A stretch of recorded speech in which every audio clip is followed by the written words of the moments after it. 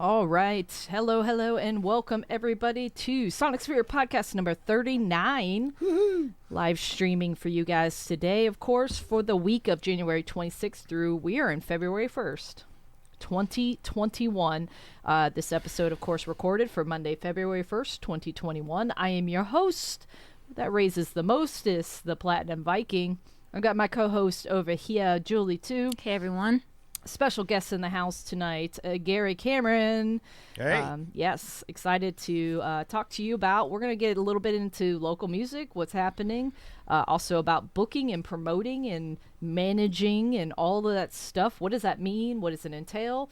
Give you guys some of that, of course. And we're going to talk about some analog love, right? Let's love do of that, analog, and how to take it into the digital age.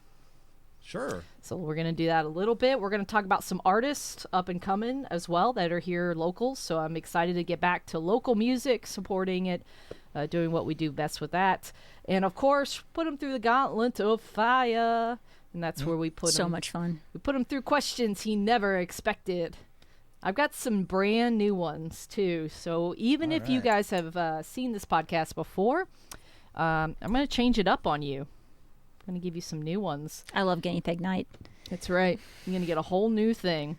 And then we have Rewind the Record, a Rewind Music History with Julie Tew tonight in our second half. What do we got tonight, Julie? Well, believe it or not, it's a little bit quiet on that front. But, this week's usually about football and, the Grammys. Yes. But we do get to celebrate Mozart because it's his birthday and the advent of the first synthesizer, which RCA demonstrated for the first time in 1955 at Princeton. Then some fun album releases, too, to talk about. Yeah, we had a couple of those. And, of course, we will move into the next part, which is pausing the music for all the stories this week that you might have missed. It's pretty busy this week on that half, actually. And we're going to start with, are we going to get more music from Chris Cornell? So very excited about to talk about that one. We're also going to remember Animals guitarist, of course, Hilton Valentine. Go over that today. We lost him. Max Calavera has a new band. Talk about that for any of you guys out there that know what I'm talking about. Of course, my Smashing Pumpkins fans, I always got to keep you guys updated on that. And there's a new record with 80 songs. Billy Corgan says, I'm going to give you 80 tracks on this. So it's a reissue. We'll talk about what that is, of course. Pussy Riot comes back into the news. We're going to talk about that. They have a new song. Good. Politically charged new song about what's going over there in Russia. So we'll get into that. Finally, we'll keep you updated, of course, on some tour, concert, and festival updates, cancellations, reschedules, go-aheads, all that good stuff for this year, 2021. And then, of course, we either do two things. One, we either go to the future, we talk about music and tech, but tonight we're going to go to the neighborhood bar. We're going to talk about either our favorite drinks, which I have a new favorite that I put somewhere. Did it fall? It's right there by your left hand. It didn't fall. All right. Don't spill it. We're gonna go through some new beer choices tonight. We're gonna talk about sours. And then we're going to talk about the Super Bowl and the commercial half of this, which is how classic rock is invading the Super Bowl this year. Talk about that a little bit. That'll be at the very end, so stick around. It's a long podcast, of course, but we give you a lot of good stuff, and it's entertaining, and we do all the fun stuff here, man. This is Sonic Sphere Podcast coming at you live from the garage spot. That's right. All right, so let's start with Gary Cameron. Let's go ahead and get to know you. Hi. Because that's my favorite part. And excited to get you on because I work with you. Yeah. So talk a little bit about what you do and how what you do. How do we know each other? Well, first, thanks for having me on. This is really great. I've had a radio and TV show back at like the turn of the millennia, so I'm usually in your position doing the interrogation and all the questions, and it's nice to being on the receiving end That's right. of the microphone for a change. Wait so this until is we pretty get to cool. the gauntlet, though. So Well, being a fire put you sign, through I'm that. ready for the heat. So, yes. So let's see. So I own and operate a thing called Smiling Medicine Entertainment. Nice. We've been around since, I guess, like 2015 or so. I manage 2 local hip hop one group and one, I guess they're now considered 2 groups. The Family Orchestra with Alan Thomas and Naya Lyrical. I've worked with Alan when he was back in his Ilmont days, going back to like 2013. So we have a pretty long relationship. Nice. And then El Cappone and Adagio. Yes. When I first met Elle, she was at a musical partner at that time that she worked with as a duo. And when I first saw her, listening to her music and her lyrics, I'm like, this is like bordering on blues. It's hip hop, but it sounds like a blues thing. And I think she would work really well with a band. Right. So it took about 1.5 years, 2 years to find all the right people and put together this band. And so you were in that. You were part of that I think it was experience. the last one to be added. I think it was the last one, right, to be added. I want to say. Could be. Yeah, possibly, but yeah. So it's kind of it's definitely almost stargazy as well in some ways. R&B, rock, Blues, hip hop, hop, blues, little jazz, maybe little thrown jazz. in there. Yeah. It's kind of everything. Covers a variety of stuff. It is. So go check it out. And there's social media. There's videos out. We just did American Sushi Recording Studio. We just did a live sushi after breakfast. They have this where they premiere local artists and a live stream, kind of like what we're doing. That was a lot of fun. Yeah, we just did that. So go check that out. We did three of the main songs, stage presence, and then kind of melded a few of them all in together, but it was a lot of fun.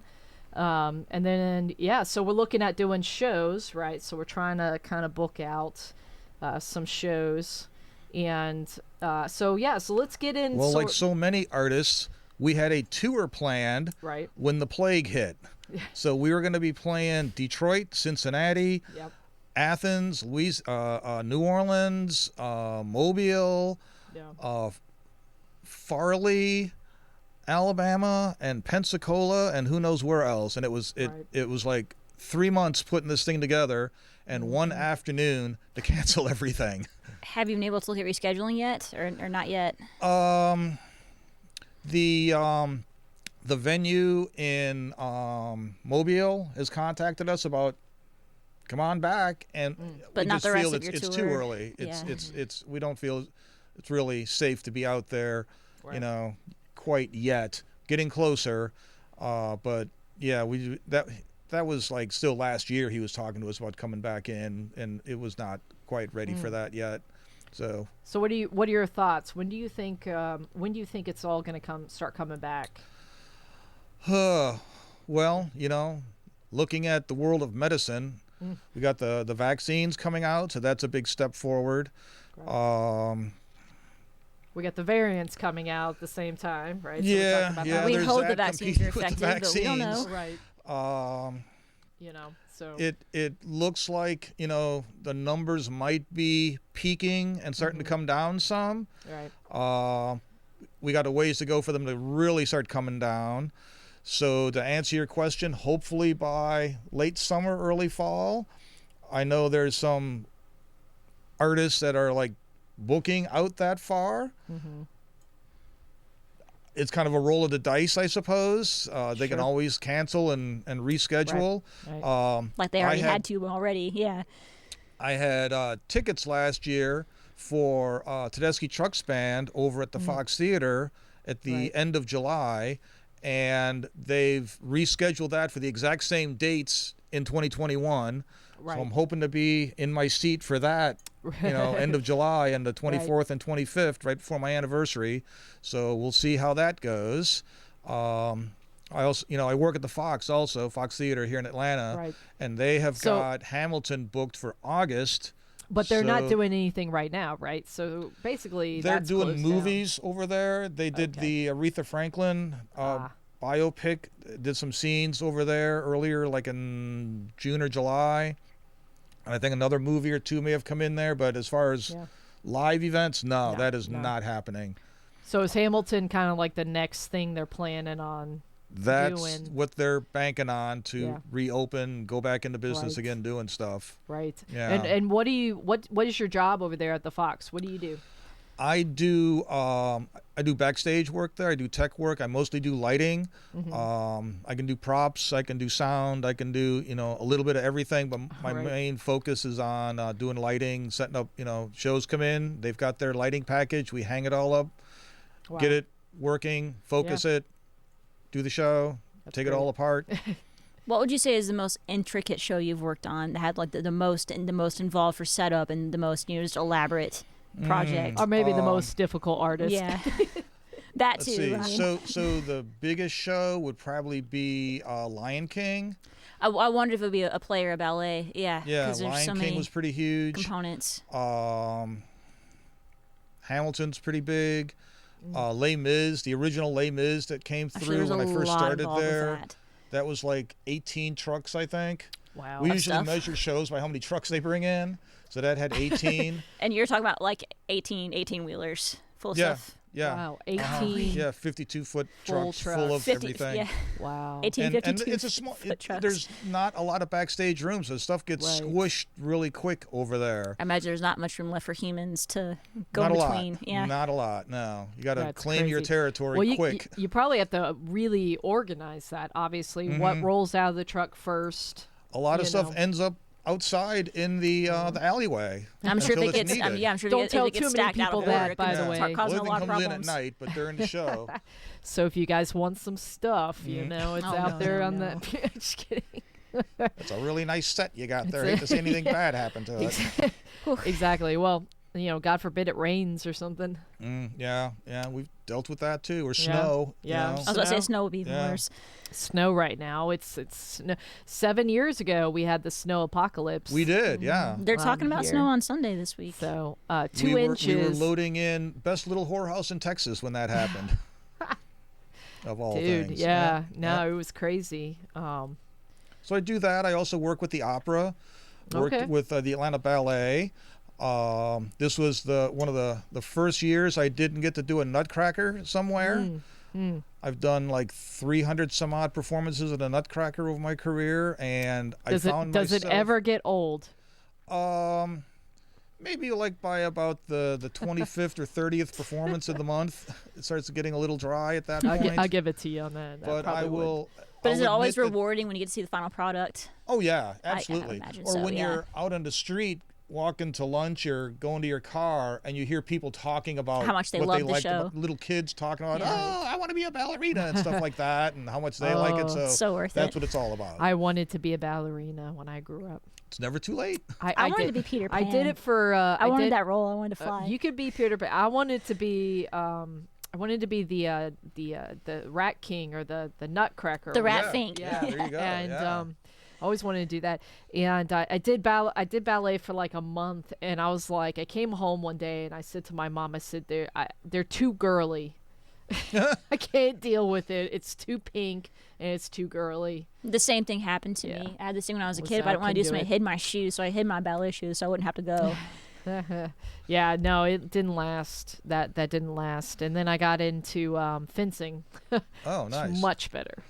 So I don't know how many people your viewers have gone and see the new production of Nutcracker that the Atlanta Ballet put together. Like it debuted 2 years ago in 2019, but it is just amazing. It is like way. So what way did they different. change? What did Well, they it's do like to the it? it's like Nutcracker on mushrooms. It's really psychedelic. It's just crazy, and Okay. and so that keeps it interesting. And we were supposed to move Right. it over to the Cobb Energy Center this year, so we're all looking forward to that. And as you know, none of that happened. But I'd find myself like on a Thursday afternoon driving around. I'm thinking, oh, I got to get home. I got to get changed. I got to get my my black clothing on because I got to get down to the Fox. Right. Oh, there is no Nutcracker. It's like you're just automatically thinking you got to be somewhere to do a show, and just No. wasn't happening. No, it's crazy. It's crazy. Well, hopefully we'll, get back to that by summer, Yeah. of this year. They're talking about that as a possibility. So we will see. Well, looking at see. historically speaking, every plague that's ever been through has always ended at some point. It doesn't everything last has to stop forever. sometime. It always ends. That is very true. That is very true. So you do lighting, a lot of production with stuff, but you also do you work with a lot of local bands. Let's talk a little bit about what you got going on with local right now. I know we're all not doing shows. But we can still, we're still working on music. We're still writing. We're still doing stuff like that. So what's some of the artists that you're currently kind of working with? Let's talk a little bit about that. Well, the Family Orchestra all summer, and I think it helps because all of them share the same house. So they're always brainstorming. They're always that helps or hurts. It depends. Well, yeah, but they're coming up with beats. They're writing lyrics. They're putting songs together. They started recording their first album together. They've always done like solo projects in which each artist would feature on each solo project, but now they're actually putting together something that's like closer to what they do live on stage. That's awesome. So by the way, they're on. They said, "Hey, Gary, hey. that they're your biggest fan." Oh boy. So that's awesome. So what do their shows look like? So when they were doing shows, so paint us a picture of what we're looking at. Well, so it's a male-female duo, which you don't see a lot of in hip hop, and they really open up about their life experiences. Just what it's like being a young person in this era we're living in, things that are on their mind, as far as relationships go. Now, is this and then within they lyrics? have conversations on stage I find really interesting where, like, Naya Lyrical is a female vocalist, and she'll be talking about things going on that she's thinking about, and she will put out questions, and then Alan is up there also, and he'll be like putting out his thoughts to answer that question, and vice versa. He'll be saying stuff that he's thinking about in the lyrics, and she's responding with her answer to the stuff that he's talking about. So the music, I think it's great that it's very conversational. Okay, that's cool. So conversational, and then like conversational with the crowd. Does the crowd get to respond back, or they? There's some of that, not a lot, but it's mostly between the two of them on stage is where the conversation lies. Nice. And then we have Nonsense is our DJ. He's a DJ who comes out and sings a couple songs that he's written now and then. So he's got his moment in the spotlight too. It's like a family affair. It's exactly right. It's the Family Orchestra. Yeah. I love it. Love the name. And they've in the we had studio time throughout the summer. They had, and this is the great thing about technology now. You can stay at home and put together, record your own album, which they did, and they had some guests come in and do some lyrics with them, and created some things. And we needed to go we wanted to go to a good, experienced, professional place to have the mixing done, and that's all done. And we don't have a release date yet. We're still looking at April. I think is sometime in April is what we're thinking about, but that'll be like the new thing coming out. Okay, so April, and then hopefully some shows behind that by the summer. That would be great. Yes, be nice, wouldn't it? It would be great. And I think have I met them? Did they do some stuff with us? With Elle? So Naya, I think, was part of the backup singers with Elle when we played the Bonfire. Okay, yeah. And I don't think they performed when we were at Mother's. Yeah, no, I don't think they were there. Yeah. Helping out and just being there, part of the team, but I don't think they performed on that one. Awesome. All right. Well, as soon as we have information about when that's coming out, we'll definitely let everybody know. And we're going to, of course, do a playlist. Like I was kind of talking earlier about this with Gary about how we can promote and feature the local artists without kind of getting into Facebook jail and copyright, copyright YouTube jail. So I think what we're gonna do is we'll do a playlist, and as this music comes out and as we get it, we'll put it on the playlist, of course, feature that, which would be awesome. That way, you guys could go and support them in that way as well. So they'll get the plays on the playlist, and then of course we will also make sure that you guys can access all of the artists that we're talking about tonight in the show notes. I'll make sure that within the episode notes as well, and the YouTube channel down here, we'll put all this information down there for you guys. That would be great. Just make sure you guys support, of course, local artists as much as you can. I mean, we built this podcast when I first came out. It was we've just had a couple recent out-of-state band and guests, but for the bulk of the podcast. By the way, happy 1-year anniversary, Sonic Sphere Podcast. Yeah. I mean, I just realized that right before we sat down, I was like, man, we're right at a year. We are 39 episodes in, so and it's going really well. So we're going to keep this up. We're going to keep it rocking and rolling.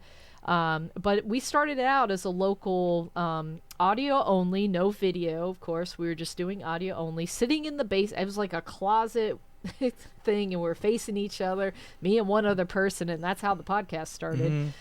Literally with a couple of cheap mics and a 1995 Apple computer, and we made it work. We made it work, and featuring, of course, a bunch of local artists and local musicians. Actually started with a bunch of local musicians, good friends of mine, and we've been bringing them back, so that's been awesome. So it's so cool to be able to now talk about, we're talking about promoting now and actually getting into multiple local artists, which is awesome. And like I said, also doing out of state now, which is cool. So at the end of this month, we're going to talk to a band out in California. So we're going to go all the way out to the West Coast. Okay. It's going to be really cool. And then also bring in the other aspects of music, which is, bring in people who do the lighting and people who are the heartbeat of the entire production. Bring in recording engineers, bring in entertainment lawyers, bring in people, somebody that runs an open mic like we had last week or 2 weeks ago with Andy, talking about the things that make the music world go round. So we were able to expand to that. So now we've got Family Orchestra. We've got, of course, Mark Cook. Good to see you on here as always. We got another local badass guitarist here, Mark Cook, joining us on the chat. So Family Orchestra, who else you've got? Well, El Cappone. She is an amazing woman, and we've known each other. We will get her on, about 5 years now, I think. Yeah. And she is there's a school here in Atlanta for sound production, and she's going through their course. I think she's about 4 weeks away from getting her degree certificate thing. That's great. And she's learning everything there is to know about sound production, reinforcement, making something like this work, making, if a show comes into the Fox, she's getting to the point where she would be able to wire up everything, mic everybody, do the sound check, get everything balanced. So so it's like it's about being able to do everything, not just. And I was just talking about this too, where it's not about the fact that you can just play multiple instruments per se, or play an instrument and sing really well. It's now where you got to know how to run your own sound. You got to know how to set your own lights up. You got to know how to troubleshoot half the time. You've got to be the one that fixes your guitar and knows how to, change strings, luther it, whatever, fix it if you have to. And that's part of the reason I liked working with her in the early days, because she was like, I want to get there early. We got to do a sound check. Make sure everything's balanced, make sure everything's right, make sure it sounds good in the house. And I'm like, I'm totally down with that. We absolutely need to do that every show. We need more of that, too. Yeah. So she really cares about how the sound is, for her and the other acts on stage. Awesome. Well, can we talk about what we've got going up with the EAU, with East Atlanta? Can we talk a little bit about that? Or are we still on the DL? That might be on the that DL. is not happening now. Okay. Yeah. Well, we won't cover that. No, we don't want to talk about that. Okay. We'll move. I'm fine but with that. there will be things happening, just not there. Okay, gotcha. Yeah. So you've put on a couple things. What's the other bands? Because I know you work with Pinkle Doody Poodle. You've booked with them. I haven't officially booked done them. anything with them. That was like another thing that got canceled. We had a Florida tour set up, 3 That's dates right. in That's what Florida it was. set up with them in May, and that all ended. I recently saw them at one of these breweries up in Swanee. And so for people who don't know, they are a male-female duo from Japan. Mm-hmm. They have a guy from Athens. Well, now they have a couple of guys from Athens who are their drummers. Mm-hmm. They are like power punk duo, like playing fast and loud, which I appreciate. Yeah. And for sure. they are just a lot of fun. And so Jump everywhere on the stage. they had the because of visa stuff, right. had to go back to Japan for several months, reapply. Yeah. And when they came back, and we were like talking about getting the tour up and going again, and they wanted to record stuff and had all these plans, and then Right. the virus hit and all that came to a grinding halt. But again, they were at home. They were recording stuff. They're writing new music. They put out. They made a pink 45 vinyl. Nice. That was printed out a couple months ago. So I saw those for the first time at the show. Nice. And it was George's birthday that day. So we had people got birthday cake for him, and we're trying to bring them to Atlanta. Right. Soon. Because they're out of Athens mostly? They are. Yeah, they're based in Athens. Yep. And I follow them online, and like every day, here we are recording the kick drum. Here we are getting the bass right. Here we are, And I love that. They just they never tweaking stop. the guitar tuning Exactly. and all this. And they're just every day. stopped. He's got this vision of what he wants things to sound like, and his band. And they're very international too. There's videos of them playing through Europe. Yeah. And all around the States. I mean, they were doing like 4 shows a week. Well, they were here last year, just all around the Southeast and the Midwest. And dude, look at their tour. It was literally like, all right, so for the next month, we're going to play like 25 locations. Exactly. Yeah. And it was like very busy all over from here to New York, and then, all the way over to the Midwest and then back down. So, you've got to, I say this a lot too about the pandemic, and sort of like a lot of people was like, oh, it shut down in my life. Well, what you got to do is what you do with it, right? So what you do, how do you take that and move with it? For me, I ended up doing this podcast in a crazy way, and I've talked about that because it was literally like, I've always wanted to do a podcast. I have to go learn 400 songs this week, so there's no way I can start this podcast. I have to, go in the studio for this week. That's not going to happen. I've got to get, whatever. And I just never had time for it. And then all of a sudden it was like, what? Here you go. And, I had to learn everything. Again, this goes back to like, you have to do everything now. I had to learn how to mix, which is helped because now I'm at home with a computer writing my own music and writing every part of it just about. I've got Julie working on some guitar stuff with me, but what's cool is fun. I can send it to her. She can go home and I'll bring it later. Work on it, record, and then bring it back or send it over the internet. And so we don't have to be like always together, which was always a hard part initially anyways, trying to get the band to get together to do the practices and then do the recordings and whatever. So it's been pretty cool. It's been different. And so I think it's what you do with it. And I think either you say, well, screw this, I'm out, I'm done with public life and everything that goes on with it. Or you're like, well, screw this, I'm going to just turbo mode this direction and just be super creative. And creative people just can't be stopped. It's like, just because the world is coming to a halt, their ideas are still coming forth in their head, and it's like, okay, so I gotta, get this out of me. I gotta, record something. I gotta paint something. I gotta, you will explode something. if you don't do something. What's that? You will explode if you don't do something. Yeah, that's how I feel about it. And so, it's just, well, you can't do it the same way, but you can still do it. Right. That's Carry all, that all it release. was to me. For sure. So we're actually pretty far in. So how many? What other artists do you have? Who are we talking about? You've got some stuff, right? You got some CDs.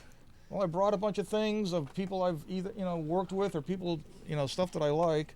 One band that I really like, they had to break up because it was a husband-wife team. They're called Britannia, and Tragedy.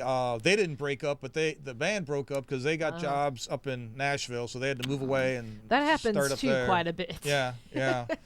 But they their whole thing was really unique. Instead of being like a cover band, they covered a period of time.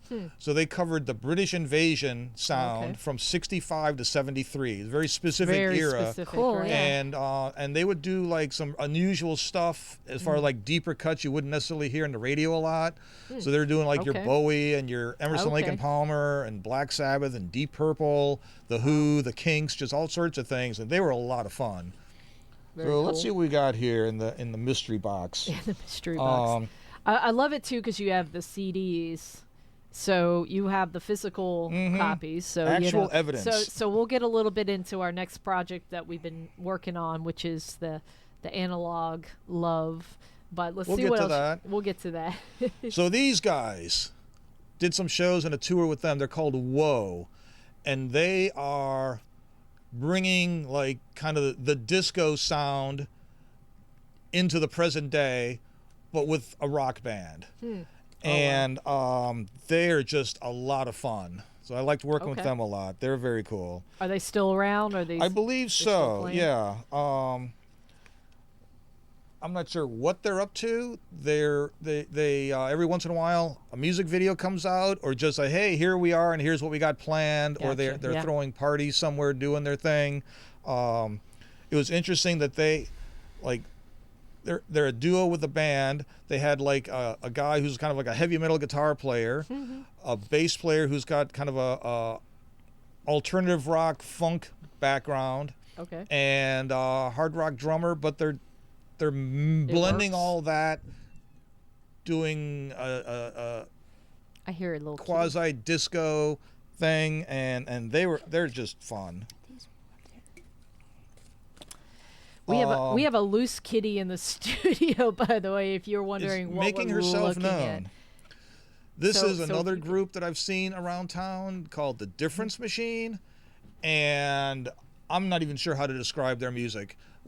I've seen them about 3 times, and every time I've left the show, I felt like I'd been beaten up by somebody. It's just very abusive, intense.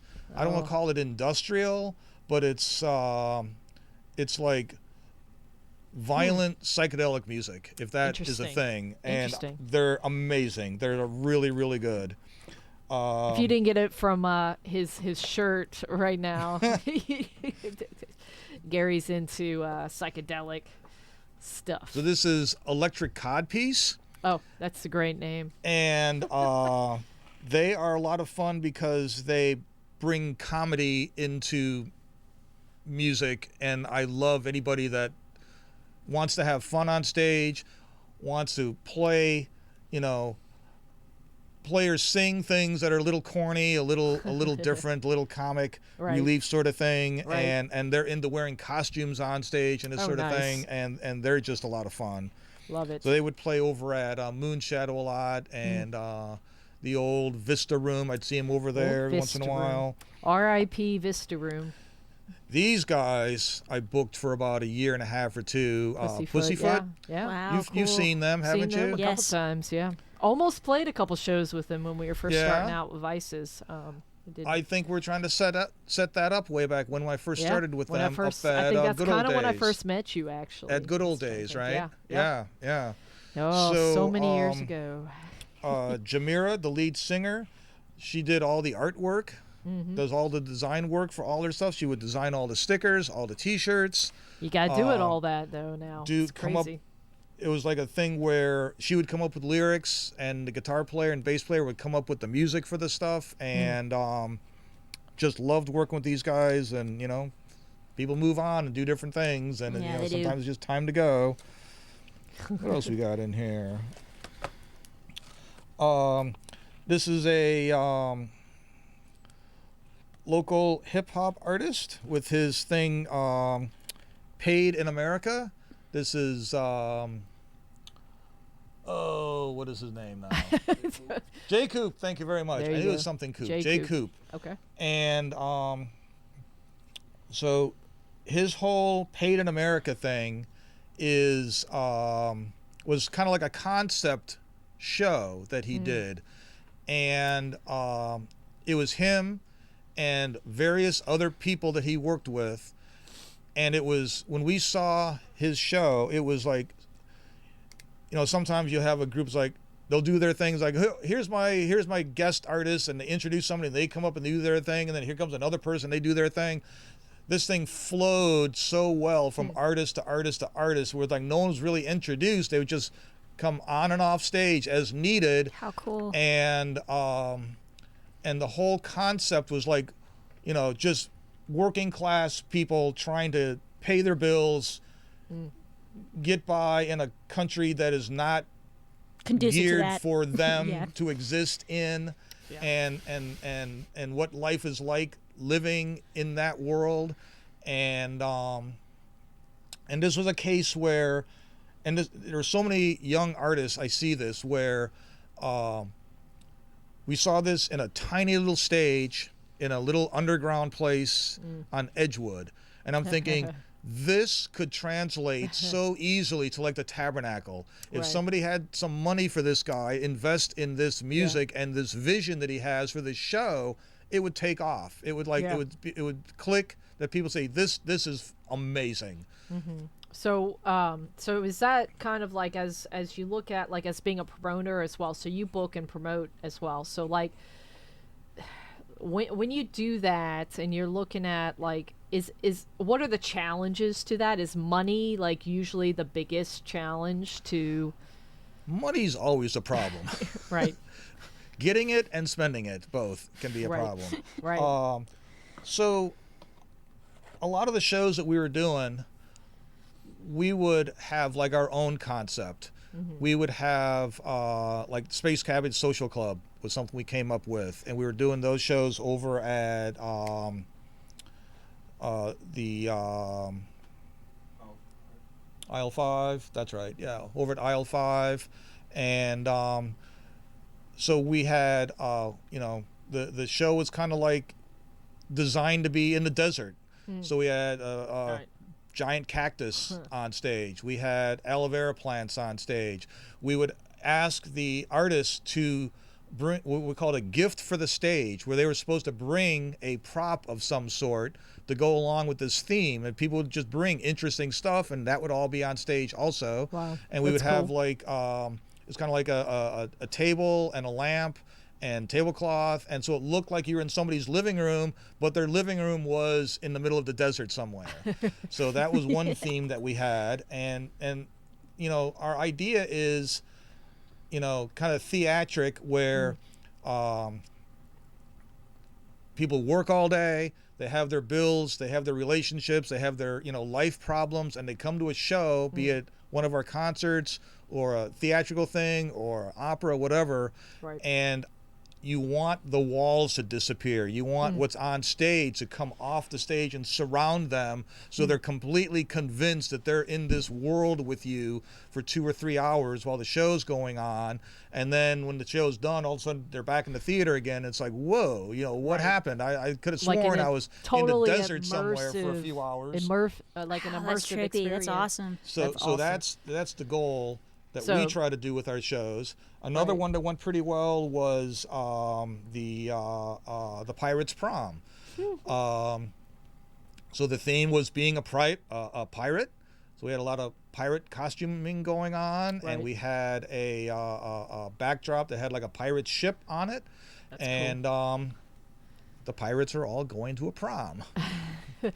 So it's like, it's more of a, it's like a production, and it's like a full, you know, immersive thing, right? So that you try to do that with all of your shows. Obviously, if you know, try to figure out a way of doing that without spending a lot of money. Obviously, a lot of them. You know, have to be kind of creative to do that. Another one we do in our front yard is the Luau, because my wife and I are both Leos, And so we build a stage in our front yard and invite all the neighbors over. I didn't know that, but that's why That I is like so you. fun. Oh, okay.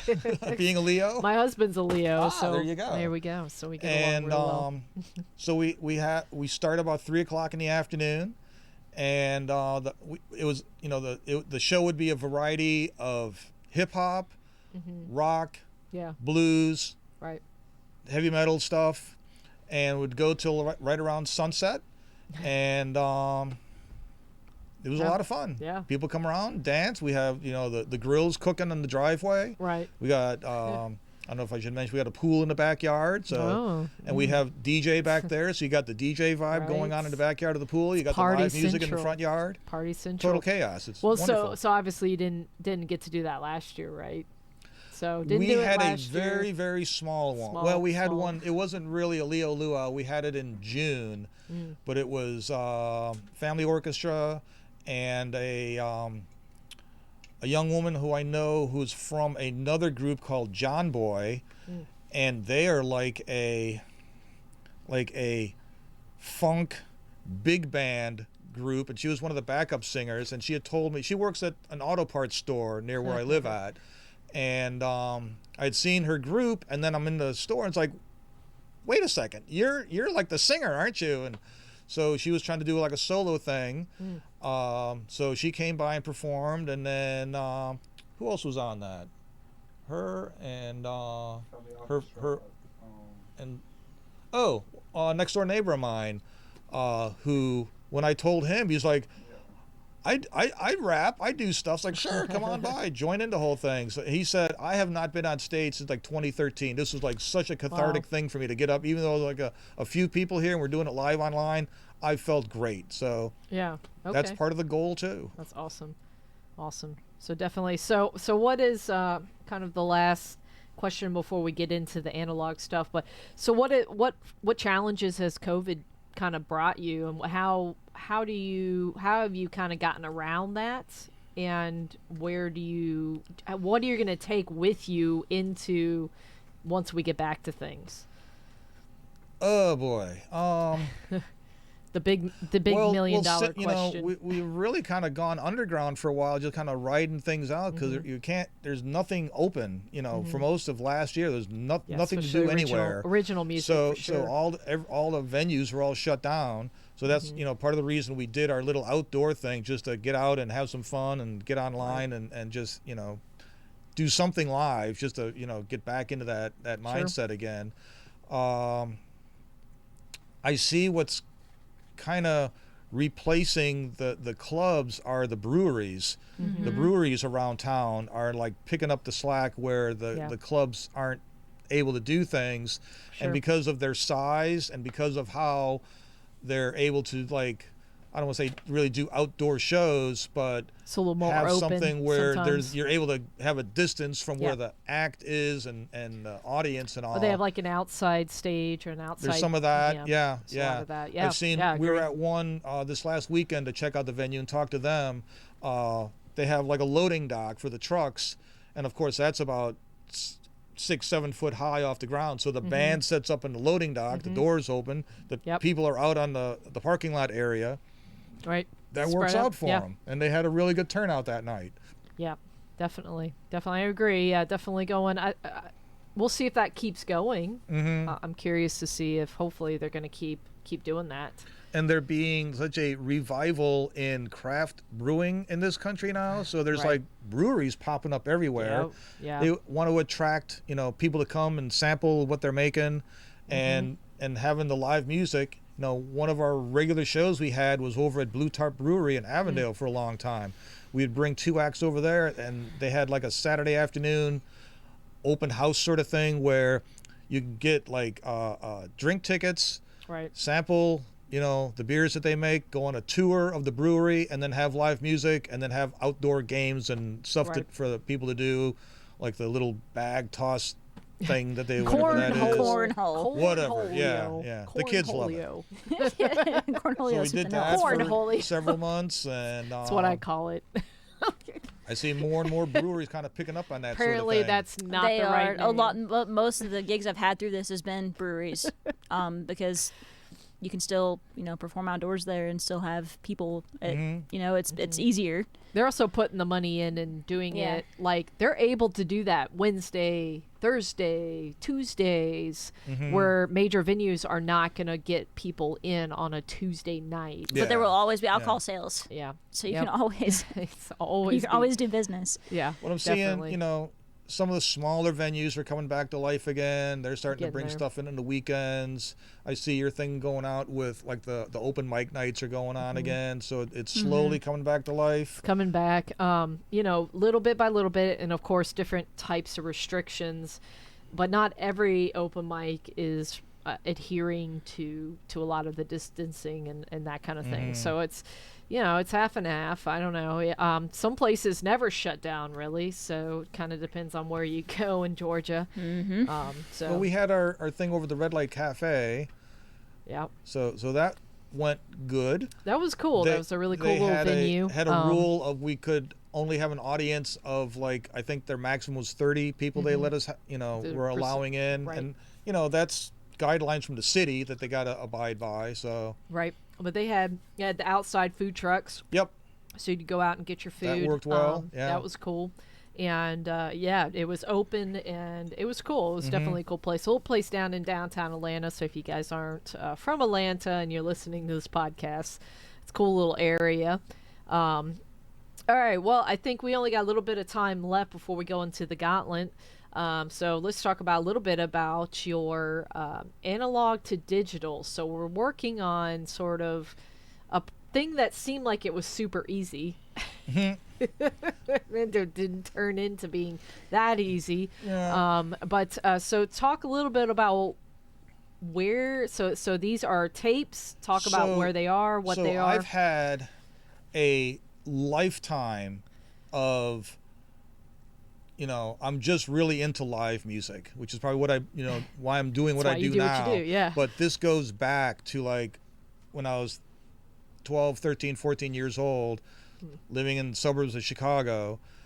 Radio stations would have live concerts on the radio, and I would figure out ways to record these things with this, cheap ass stuff, Sears handheld, microphones, whatnot, just to, record these shows that I thought were so good from, at that time, like mid 70s bands that I was into at that time would have, these shows on the radio. These are like public or like local radio stations, right? Yeah, These are it coming was on. the main one was WXRT in Chicago. They're still around today, and they had a thing every Sunday night.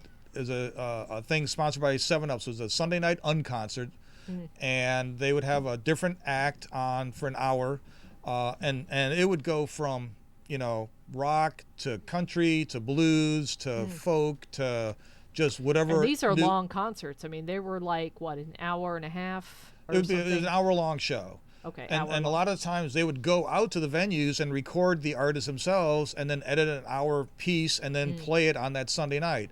Sometimes they'd get stuff from like the BBC, or they were like, I suspect they were like trading Chicago artists with, the BBC was sending over whatever the new acts in London or whatever, Right. the air over here in the U.S. Right. So I started recording that stuff. And then when I was old enough to start getting into clubs, I would, start recording shows in clubs. And then that escalated, once I got into like a big Deadhead and I would see like Grateful Dead shows, I saw people recording shows with like mic stands and real equipment. Like, what is going on here? So I Right. eventually got into that world of, smuggling in, recording equipment into shows, Right. working with a team of people bring in microphones, I'd bring in cables into blanks, and other people, bringing in the tape deck and recording these shows live. Right. And then it just expanded into recording other bands, and then it got into like recording video. So it's been this entire life of recording all Wow. these different acts that I like. At that time they were all on cassette. So these cassettes are going on 30, 40 years old now. Wow. So the project now is to start digitizing this stuff, recording it into a computer system, and there's all kinds of software now to clean up the sound of the audio cassettes from back in the day, and get that stuff out into the world of people who collect this sort of thing. There's also audio effects that make it sound like it came from that era. There you go. Want to go Sure. the other direction. It kind of goes both ways. So we kind of, you came to me and you're like, all right, well, let's figure out how to do this, right? So we're like, all right, I've never done this before. So it turned out that it's like a lot of little things that can go wrong very quickly. But we were trying to get it from we had a tape deck that you had to go. Where did you get that tape deck? Oh my God, I've had that for years. I've got that back in the 80s, I think. Right. So this is it just needed to be cleaned up and tuned up and so you had to brought find back to somebody life. though that would work on that. So there is a company up in Swanee that they specialize in ancient equipment from the 60s, 70s, and 80s, right, and restoring it. And I've crazy. been dealing with them for years, and so I brought them to Tape Deck, and they fixed it up for me, got it up and running again. Right. So then we would put it in the tape deck, and you've got to play it out, and that's going to go into a computer. But usually you have to interface that's going to make it into a digital. And then we were putting it into Logic and whatnot. And we were trying to do that, and it was just, again, that's where you can clean it up. So it's like, again, like if you're really good, like Chris helped us with that. He's amazing. He really knows cleaned his stuff. all that. It sounded like night and day. You really can. It's like that remastered thing, basically, is what they're doing. Yeah. So there's this whole thing. It's involved. It's a whole thing. And then you're talking about massive amounts of data too, right? So then it's like storing that, and then you wanted it, like getting it on CDs is a whole nother. Well, that's the easy part, really. Well, you have to burn it to a CD. Yeah. So you got to find something that burns that to CDs. It's a whole thing. So how's that going? Where are you with all that? Oh my God! So since then, I've been working a lot with Chris and kind of working around his schedule because he records other bands at he his does place sound and engineer. got his own job. So I bring him maybe like about 6 or 7 tapes every couple of weeks. And he uploads them, tweaks them out, does his magic to them, emails me the files, and then I can put them onto disc at home. And then I've got the other end of the project is people I know around the country who are interested in this stuff, and then emailing them these files for them to do as they want and listen to this stuff. So we've been transferring, Zappa shows. Nice.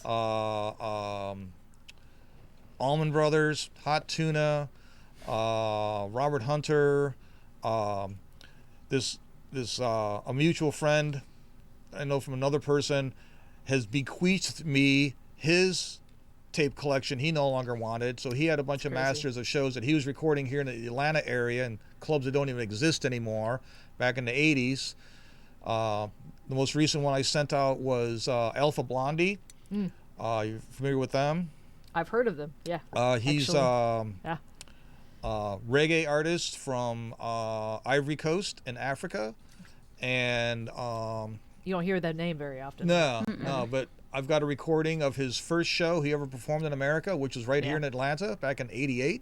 Which I'm sure a lot of these are hard to find, or they disappeared. Exactly. You're talking about a lot of these places. Things burned down, like we lost. It's quite possible those are the only copies. So you're looking at this is the only copies, so that's crazy. You have real quick, we have Rayland Retford. Yeah. Hey Gary. Nonsense. Yeah, there you go. He's on. Tell him I said hey. Shout out. Tell him I'll be there around 1:30 so I can do our food deliveries. There we you do go. free food deliveries during the week. So you'll see. That's Gary pretty much how I've been bit. filling up my time with not doing shows. Figure I've got all this time. I got a card that works. I got with this anarchist group, Food for Life. Nice. Who has no leaders, and it's awesome, and we get a lot done, and we've done upwards of 700 deliveries this summer, getting food to people who are stuck inside, who might have the virus, who can't get out, who can't go shopping, who might be, caring for a family member with the virus. For sure. And there is just so much need at this time, and we're trying to help out and fill some of that need and just get free food out to people who need it. That's amazing. That's so cool. By the way, Gary, you're probably one of the best people I know. You're so amazing. and doing so much for so many people and the community and the music community. So I really appreciate you and everything that you do.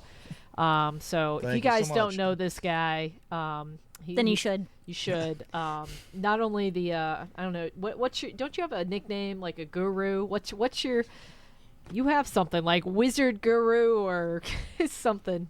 Just no? Wizard would be really shaman. cool. Shaman, that's Shaman? what it is. How's Yeah. that? So he's got the Modern music day shaman. Yeah, modern day music shaman here. So get to know him, find him. He's awesome. He is in and around Atlanta. Once music gets back up and going, make sure you check out the shows that we've got going on with Gary. Of course, what was it? Smiling Entertainment. Smiling Medicine. Smiling Medicine Entertainment. You guys can find them online as well. So go find them. Come to our YouTube channel and look at all the acts that I've been talking about. We shoot videos of all of our shows, and we put all that up online for people to see around the world and whatever, and just see, you know, the stuff that's happening here in Atlanta that, you know, people are not talking about. Right. I hear so many people saying, oh, the music these days is just horrible. Right. And it's like, you are not getting out and seeing what's going on around the city.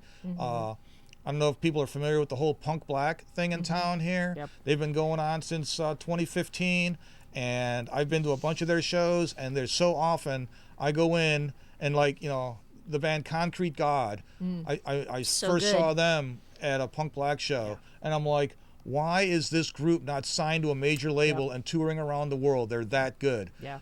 There's so many acts that I've seen. We've got a lot at, of that here. at Punk We do. Black, and it's like, I'm glad you're on stage here performing Right. tonight, but Right. you need to be, like, you know, out on the road and doing your thing in these cities, because you guys are really, really good. Yeah, no, and that's where we're at. So hopefully, you know, obviously with COVID knocking down, but even before COVID, it was still like, go find local music. Music's out there. Go support local music. And I know a lot of people talk about that. A lot of people say that all the time, especially musicians who want to be supported. But it really is out there. It really is available. And it isn't always about going to a place with, you know, 500 or 1,000 or 10,000 people in the same room or the same venue watching the thing. Yeah. You know, there's a lot to be said to go and discover new music by young, new artists and be in a room with like 10 people Right. watching something. It can be Because if they magical. take off, It can be magical too. you can say, hey, I saw these people in a room with 10 people and they were really good back then, and now they're like Right. touring the world. Well, it's also something about sometimes an intimate, Yeah. you It's know, a whole nother experience. people who are really into it as well versus just being there for the drinks or being there for the sports that's playing on the TV. You know, it's a different, it can be a different experience. And even now there is music out there. It is happening, and people are, even if they're not performing, you know, they're still putting music out. So there's tons of stuff out there, guys. So I always say support local music, support music in general, because, you know, any little bit means big.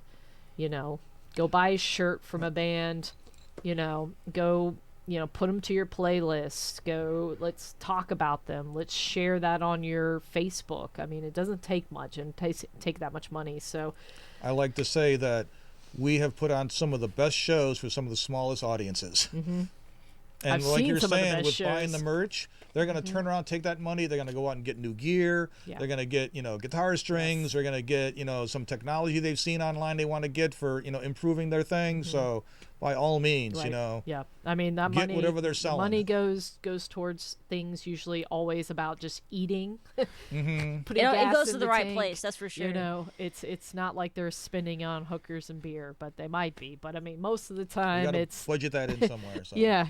Most of the time it's honest to goodness. We need gas to get from A to B. Yeah, yeah. You know, so, you know, something as simple as that. Alrighty, well, it's time for the gauntlet, I think. All right. Yeah, so we're already there. All right, so we got to figure out your stripper name. Oh, my goodness. Yeah, Do I have to figure that out? we're gonna figure. We're gonna that help out. you. We're gonna help you. Okay. All right. So the name of your first pet. My first pet would be Budweiser or Buddy. I like Budweiser. All right, and the name of the street that you lived on when you when you growing grew up. up, when you were growing up. Oh, that's not very exciting. Is Fairmont? Bud Fairmount. That's Budweiser Fairmont's pretty Yeah. good. yeah. Budweiser Mount. I don't know. Bud Fairmount Bu- kind of works, Bud I Mount. suppose. Yeah. Here you go. All right. I don't think there's any Chippendales named Bud Fairmount yet. Or Buddy There's not. Fairmount's pretty cool too. I like yeah. that. Bud Fairmount. Buddy Fairmount. Buddy Fairmount. That's almost a stage name. Yeah. Mm-hmm. Yeah. I like it. I like it. All right. Okay. All right. So, tell me something about yourself that seems like it's completely made up and people wouldn't believe, but is 100% true.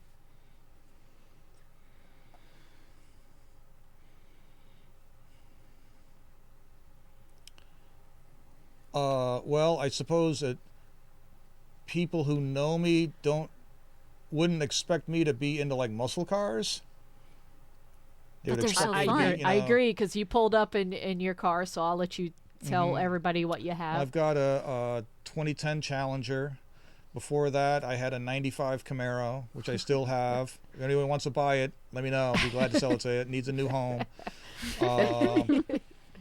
But, prior to that, it was like the responsible right. dad car sort of I thing. met you, and then so you're like hippie, I'm just you got your hippie stuff. You like you like your tie-dye shoes going on, and whatever. Get the shoe cam on that. Yep, yep. And then like we had a practice, and you pulled up, and it was like, vroom, vroom, vroom, vroom, vroom, and there's I'm that. just like, what in the world? Oh my goodness! And then you There's- come out, and it was just like, okay, In that's the full awesome. regalia. Yeah, yeah, uh-huh. full. I mean, you were decked out. That was great. I was like, dude, this dude has style. It's his own style, but he has style. Well, thank you. Try to be original. It's original. There was a time when, because I don't know if you know, I also had a clothing business. I did see. There you go. I didn't know that. Peasants That's another Heaven thing. Clothing, and it was your basic hippie wear, of course. Okay. So I was getting like batik from Bali and India, and different stuff from like Thailand and cool. Guatemala, Peru, just a lot of international clothing. And then I would wear this stuff, of course, and then people would see me at like a grocery store or something and ask me about something I was wearing, and I'd say, okay, well, so my hat is from Guatemala, and my pants are from India, and my shirt is from Thailand, and my earring is from Africa, and my shoes are from Nepal, whatever it was. And so it was times when my wardrobe would be covering all 5 continents. There you go. There you go. Awesome. I love that. So that's interesting. So there you go. 2 things we didn't know about Gary. He's into muscle cars and he used to own a clothing line. There you go. Awesome. All right, Julie, do you have a question? So, if you had the ability, and if you have to be vague because we're on air, it's okay. If you had the ability to commit a crime and get away with it, what crime would that be, and how come? A crime and get away with it. Scot free, no consequences, no one knows but you. I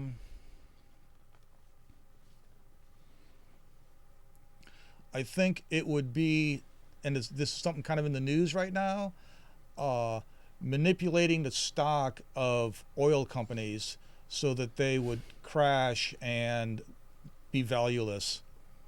Because it serves them thus right. forcing the society to move in a new direction away from oil. He would commit a very noble crime, in other words. Yeah. Something that would have So huge bankrupt. benefits for more people than Bankrupt it the affected. oil industry, so we have to go green. Yeah. Cool. All right. We haven't had that. That's different. I like that. Would you like hack them, or would you try to Well, trying to think of how you would do it. some way to manipulate their stock so that So like a major short it- squeeze like we yeah, just had. yeah. Figure There out. are things Would you in sell the, it all in for the half a stock penny? market where they're like But the company would still get the money, so you'd have to figure out, because if people are buying the stock for a short squeeze, the company still gets the money. So you're only hurting the brokers. So you got to figure out He wants how to take the company down. Yeah, take the company down. So that's That would be So a how do you whole make other it challenge. valueless? Yeah. That would be the plan. Make every dollar of theirs in their computer instead of a 1 be a 0. Or a -1. How about that? There's that. They owe now. So every value of 1 now becomes 0. -1. Put everything in parentheses. That's it. just insert parentheses around all their numbers. I don't know. That's it. My hacker friends, you guys can figure that out. Patch I'm can do sure this. there's a way of doing that. All right. All right. Okay. If you could have one superpower, what would it be? Well, it seems like sometimes I kind of already have this superpower, and that is invisibility. And another superpower I also think I have is fluidity, which Okay. means that I have the ability to go from culture to culture to culture and fit in with each of the cultures that I move into. So as an example, So would your I can- looks change? Like you? not necessarily, Okay. but I can be like, and this has happened in the past, where I will be working the opera for the Atlanta Opera at a venue like Cobb Energy Center doing an opera, and after the show I'm hanging out with the cast and the whatnots and talking and being part of that opera world, which is its own thing, Very much so. and then I'll leave from there and I'll go to like an underground punk black show where they're doing the punk music and be totally accepted by these folks and hang out with them and talk about So that I think culture that'd be and that like world. a charisma thing, maybe. Yeah, I never thought about it before, but I have that ability too. I always said I was a chameleon, kind of. There you go. Yeah. But yes, yeah. just the ability to move through different groups and be fine. But still be able to interact, because Yes. you could move between groups and not be noticed. Well, move through also the groups that. and still be a part of it. Yeah. Yeah. Okay. So it'd be a little different, yeah. Okay, so it's almost like a charisma role. Like you would have a super high Able charisma. to blend in. Yeah. And be part of what's going on and be accepted by each of these groups. That's a definitely, well, it could be manipulation, but I think you're looking at more like charisma kind of stuff. Okay. Yeah. All right. Okay, so if you could have a spirit animal, what would you choose? Spirit animal. And why?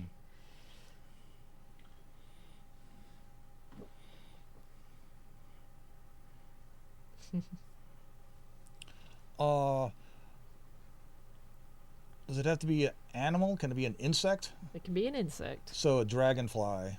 Okay. Okay, cool. How come? Well, I feel like I've got a connection with dragonflies. We have a lot of them because we have the pool. They love hanging out in the pool, They do. and they are very curious. And so I've had like some eye-to-eye interactions with dragonflies in the backyard where they're like just fascinated by They're the intriguing. human. I'm fascinated by them. And they're yeah. like looking directly at you, or they're flying just like looking right at you. And they've also been on this planet for about 350 million years, I think. They're something that has been here for an extremely long time, and there are dragonflies all around the world, everywhere. And from what I understand, like, they are genetically perfectly adapted to whatever part of the planet they live on. So no matter what happens to them, they're ready. Exactly. kinda They know like what's the up. They've been here a chameleon long thing. time. They're uniquely adapted to the planet everywhere where they're at, and I see think as that. a human, that's important to get in contact with that sort of thing. Yeah, super low temperatures, gale force winds. They don't really care, do they? That's true.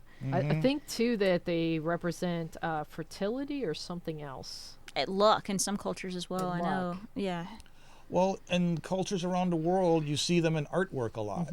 Yeah. Well, they're just pretty, and They're the like, iridescent colors in their a eyes and recurring everything. thing. Yeah. And they're good for the environment, so don't kill them. Don't kill No, them. never.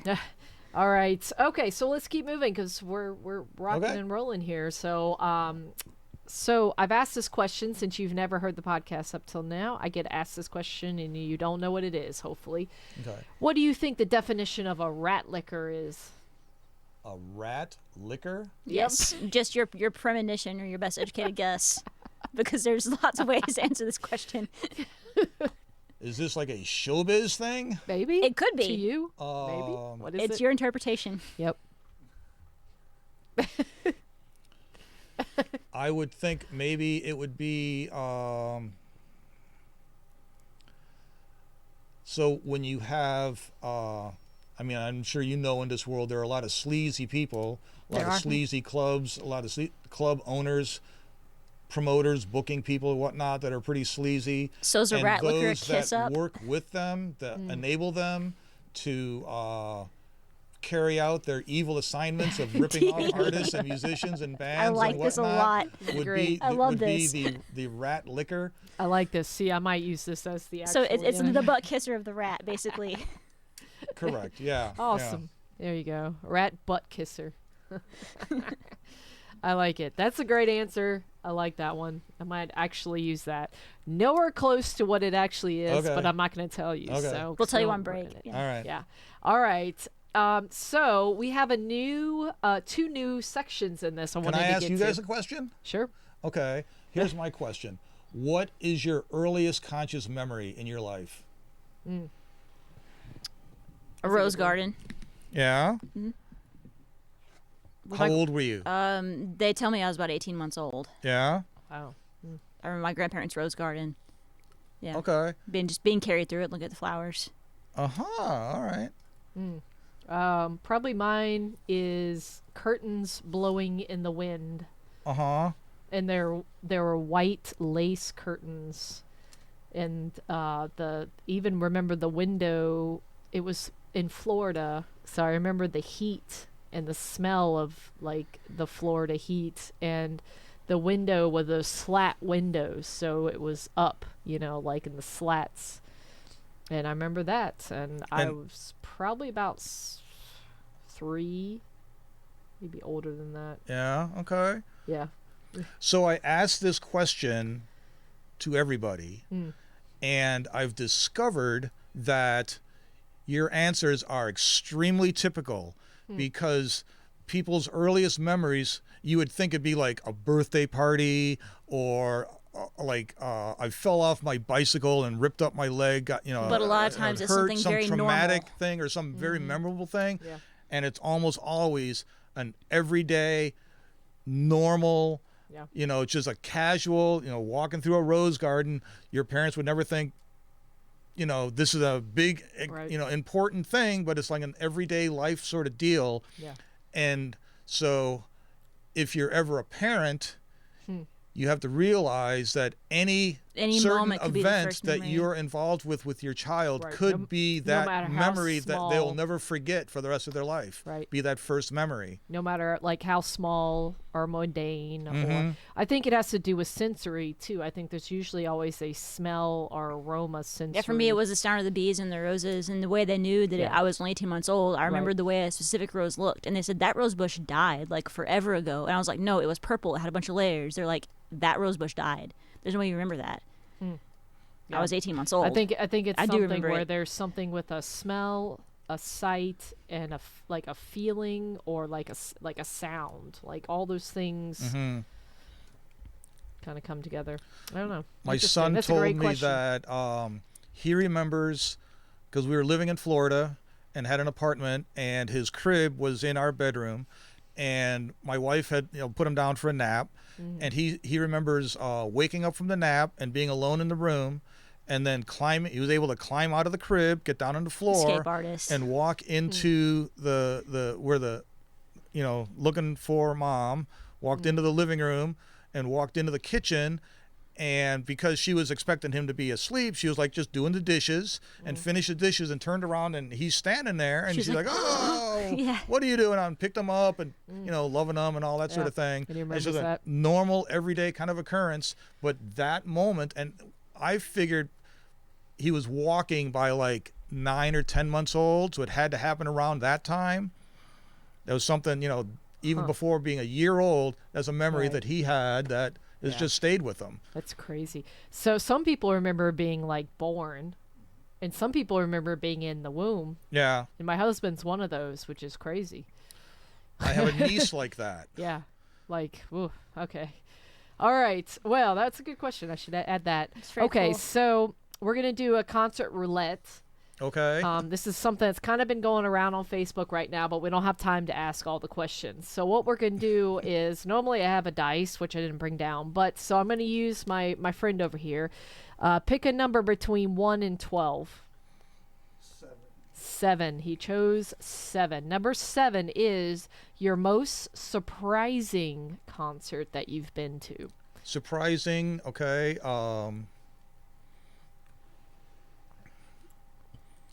So 2 of them come to mind.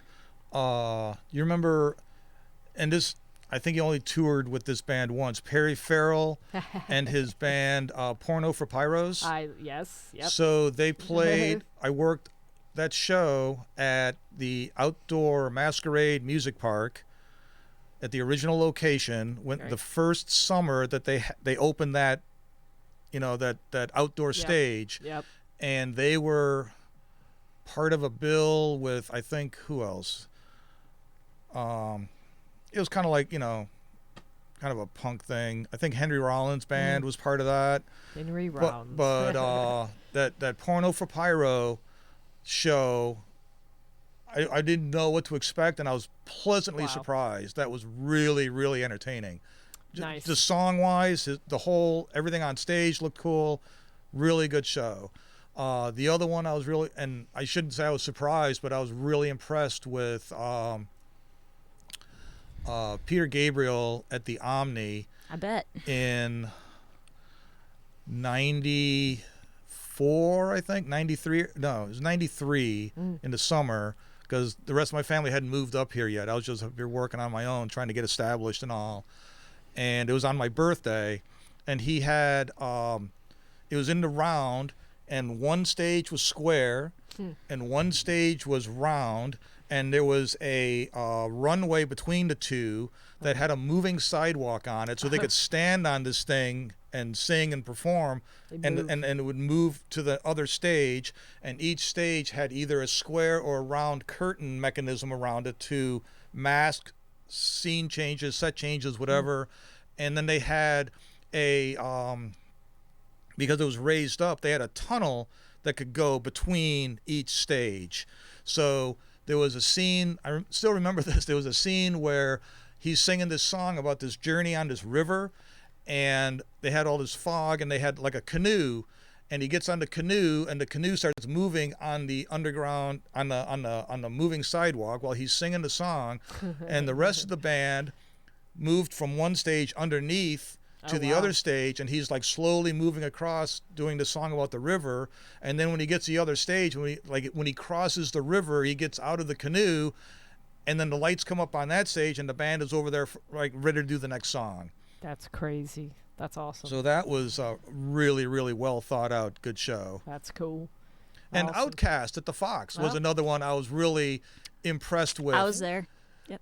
In 2000, yeah, when they had like the Heaven and Hell thing going on. Yeah. Where the show starts off, where everybody's in red and it has all the red lighting, and you get this like you're in hell sort of thing, and by the end of the show, it turned into this gospel thing where everything's in white, and the people are now all in heaven. That somebody sat and thought that thing out. That was freaking creative too. That was really, really Outcast good. is cool like cool. that. Really impressed with that. That's awesome. And that was like probably the second loudest show I was at. Oh, wow. Who would have known? Because they were using the same speakers that Pink Floyd used a couple years earlier over at Bobby Dodd Stadium. Wow. That's cool. Huh. There you go, guys. All right. Well, we are on the last question. Ooh. So, this is Choose Your Quarantine House, but I've changed it. This is a little different. So this time, it's Choose Your Isolation Quarantine House. So this is if the weather was gorgeous and you had to be isolated for 6 months, with really nice weather, but a long period of time. You had to be isolated. And you could only have these 3 things as like your main entertainment. Which one would you choose? So we're going to go through it. Okay, so you got the perimeter. So I'm choosing the entertainment, not the house. Well, the house has these these entertainment elements in it. things, Oh, these elements okay. in it, and Yeah. you got to choose what house you want to be in for 6 months. Okay. All right. So first one is going to be, you could have Netflix, a weighted blanket, a pantry full of snacks. That's pretty good. Number 2, you could have a porch swing, fishing pond, and a fire pit. Number 3, view of the beach, a home gym, tacos and margaritas. Number 4, library, a home theater, and a hot tub. That's pretty good. Number 5, a mountain view, a garden and hammock, and hiking trails. Number 6, a swimming pool, a rooftop deck, and an outdoor fireplace. But you can only choose one. Well, 6 is pretty much what we have now. So Okay. I might go for 6. I'm kind of living that experience now. 3 sounded pretty good. Was that the... The view of the beach, the Yeah. home garden, tacos, and margaritas. Yeah, I'd probably only be using like 3 out of 4 of those. Might pass on the workout room, but you never know. The home gym. Well, you Yeah, know, it yeah. could be anything. But- it could but be one of those rowers, you know. But I was it could getting be- ready. I thought you were going to ask, where the house would be, and I was going to pick like Bali or Lambagan Island off the coast of Bali. Well, that would be beautiful. There you go. Is that, yeah. Okay, so you'll have number 3 in Bali. Yes. All right. Sold. Me too, and I want to surf every day. But I'm taking my library with me. I don't really care what anyone says. No, you can only have one. I'm bringing it. Alrighty, that wraps up our first part of the Sonic Sphere podcast, the first portion. We are going to go to a break. I got to get more booze and snacks. And we're going to be back in 10 minutes for you guys that are out there live. Otherwise, podcast land, I'll see you in about 2 seconds. And enjoy our intermission. And now, on with the show. All right. We are back. We are back for the second half of the Sonic Sphere podcast. Thank you guys for sticking around with us. I'm going to go back over to our chat room, see if we've got anybody. Alrighty, guys. And as soon as Julie gets back in, we are going to do our Music History Week, which is always everybody's favorite, of course. Got a couple album anniversaries, that we're gonna do. A couple big things coming up, and then I'm gonna entertain you guys with a pause in the music. We're gonna give you everything that's going on with music news right now, and then we're not gonna destroy computers. Or at least we're gonna try not to. And then we're going friends to, are of for. course, go to our friendly neighborhood bar. And that's where we're going to talk about a little bit about the Super Bowl. Yay, sports ball. Well, we're going to get into the music half of all of that, though. We're going to talk about that a little bit. All right, Julie, you all ready to go over there? Yeah, I'm ready. All right, so let's rock and roll for Julie's music history. Let's do your intro, and we'll get to class.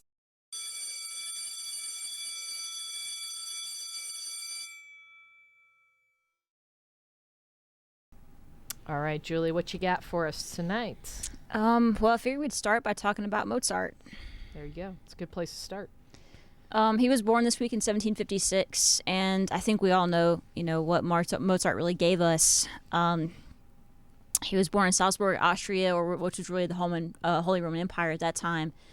He was only 35 years old when he died. His musical abilities were recognized really early by his parents, who took him on tour around Europe along with his sister. Starting at age 6, it's documented that he was a very sensitive and imaginative child.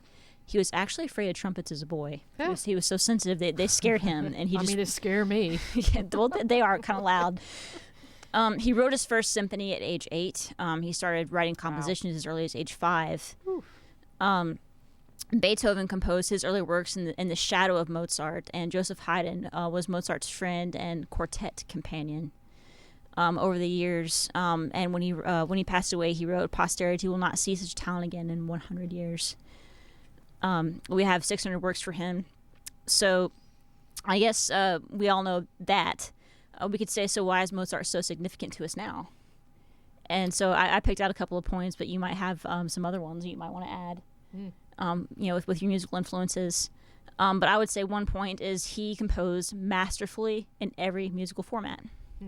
He did operas, he did choral works, he did concertos, he did symphonies, he did chamber music, he did solo songs, he did sonatas.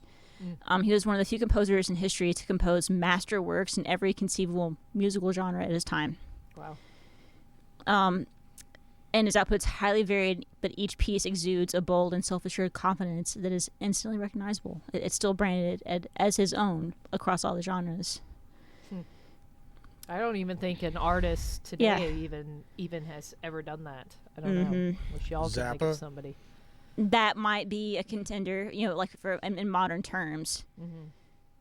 But somebody who did this wasn't heard of in his time or again ever, really. In a very long time. Very long time. You can listen maybe to his Sinfonia Concerto in E flat for violin and viola, and hear the elegance of that theme and combine passion with solo instruments to get an idea of how he could take each instrument and still piece them together in just incredible ways. That would be an example. I think another point, he was a master of dramatic timing. His operas were timeless works. They featured perfect dramatic pacing and lifelike characters and humanistic themes that make them seem fresh and relevant even when you see them today, even though you wrote them all the time ago. Right. I think there's something too with how you can still hear a lot of that music and it still is relevant to today. Like you can still hear like that sounds modern. It does. It just what I mean? transcends Like, timeless, I guess, which is an amazing feat for a musician to achieve. He was a melodic genius. Another point,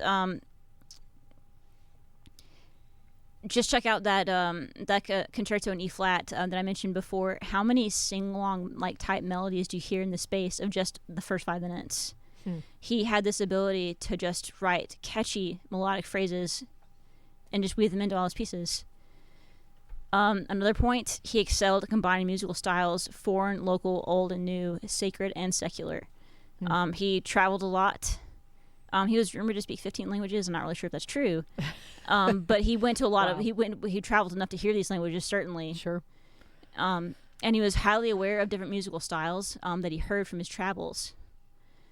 And he would incorporate them into his fashions, into his own body of work, and be kind of a chameleon, as it were, and compose for the area that he was at, for the audience that he had, successfully. The last thing I would say is he was revered by the composers of his time and was an inspiration to many others throughout history. Beethoven, Haydn, and Tchaikovsky, they all continue to be inspired by him well after his death. So I think that still goes today. Yeah. That's crazy. Yeah, he was always one of my favorites to play his works for cello.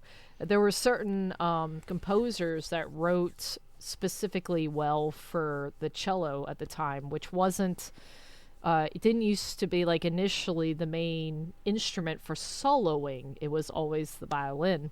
So it was very interesting that started to develop where he would incorporate the cello as one of the solo instruments. He would pick almost any instrument and give them that solo theme.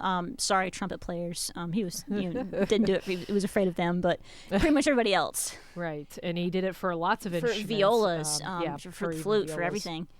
So yeah, very So cool. Someone to review if you haven't already. That's right. Go listen to your classical music, y'all. Seriously. Now's the time to do it. Do it. Put it on for your baby and make them go to sleep to it. Believe me, it'll be great. It really will. A big jump ahead, a couple hundred years anyway. 1955. This was the week that RCA demonstrated their first music synthesizer at Princeton in New Jersey. Remember, this was 1955. So let's just talk a little about what a synth is and kind of get a feel for what that really meant that they were doing in the 50s. A synth is really an apparatus, a sound synth that generates wave and form and then subjects them to alteration and intensity, either through duration or frequency or timbre or depth, as controlled by the composer who's controlling the machine or the musician. Sensors capable of producing sounds far beyond the range and versatility of conventional musical instruments, which is why this was something people had been tinkering with.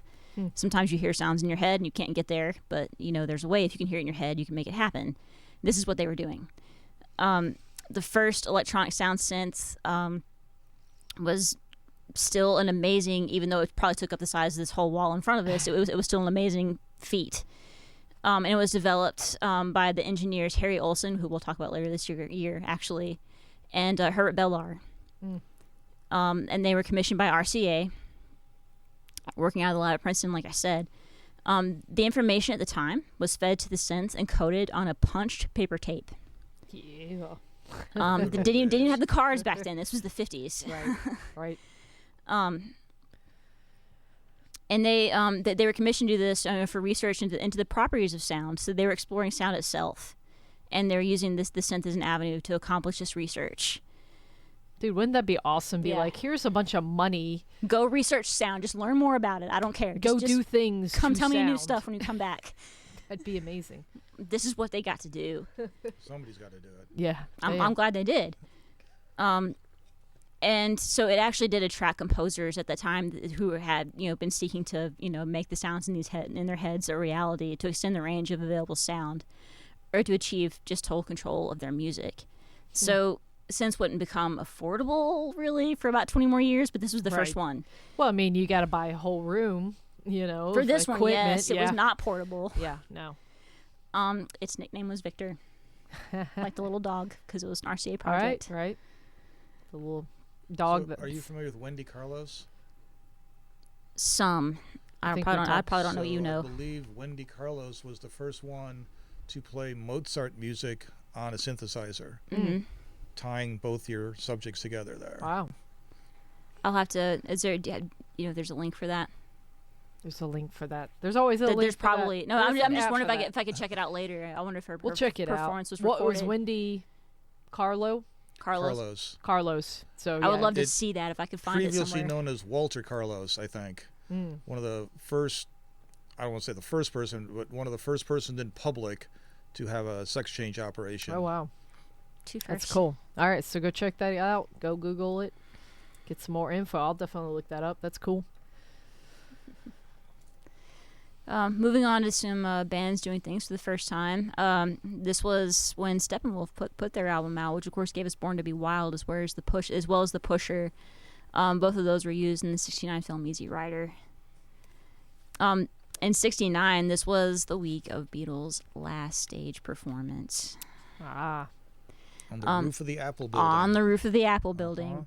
They didn't have permission to do it, so they were, I'm not sure how politely asked after about 45 minutes to get down from there, but by the police. After performing a few songs, I know they did Get Back and Don't Let Me Down.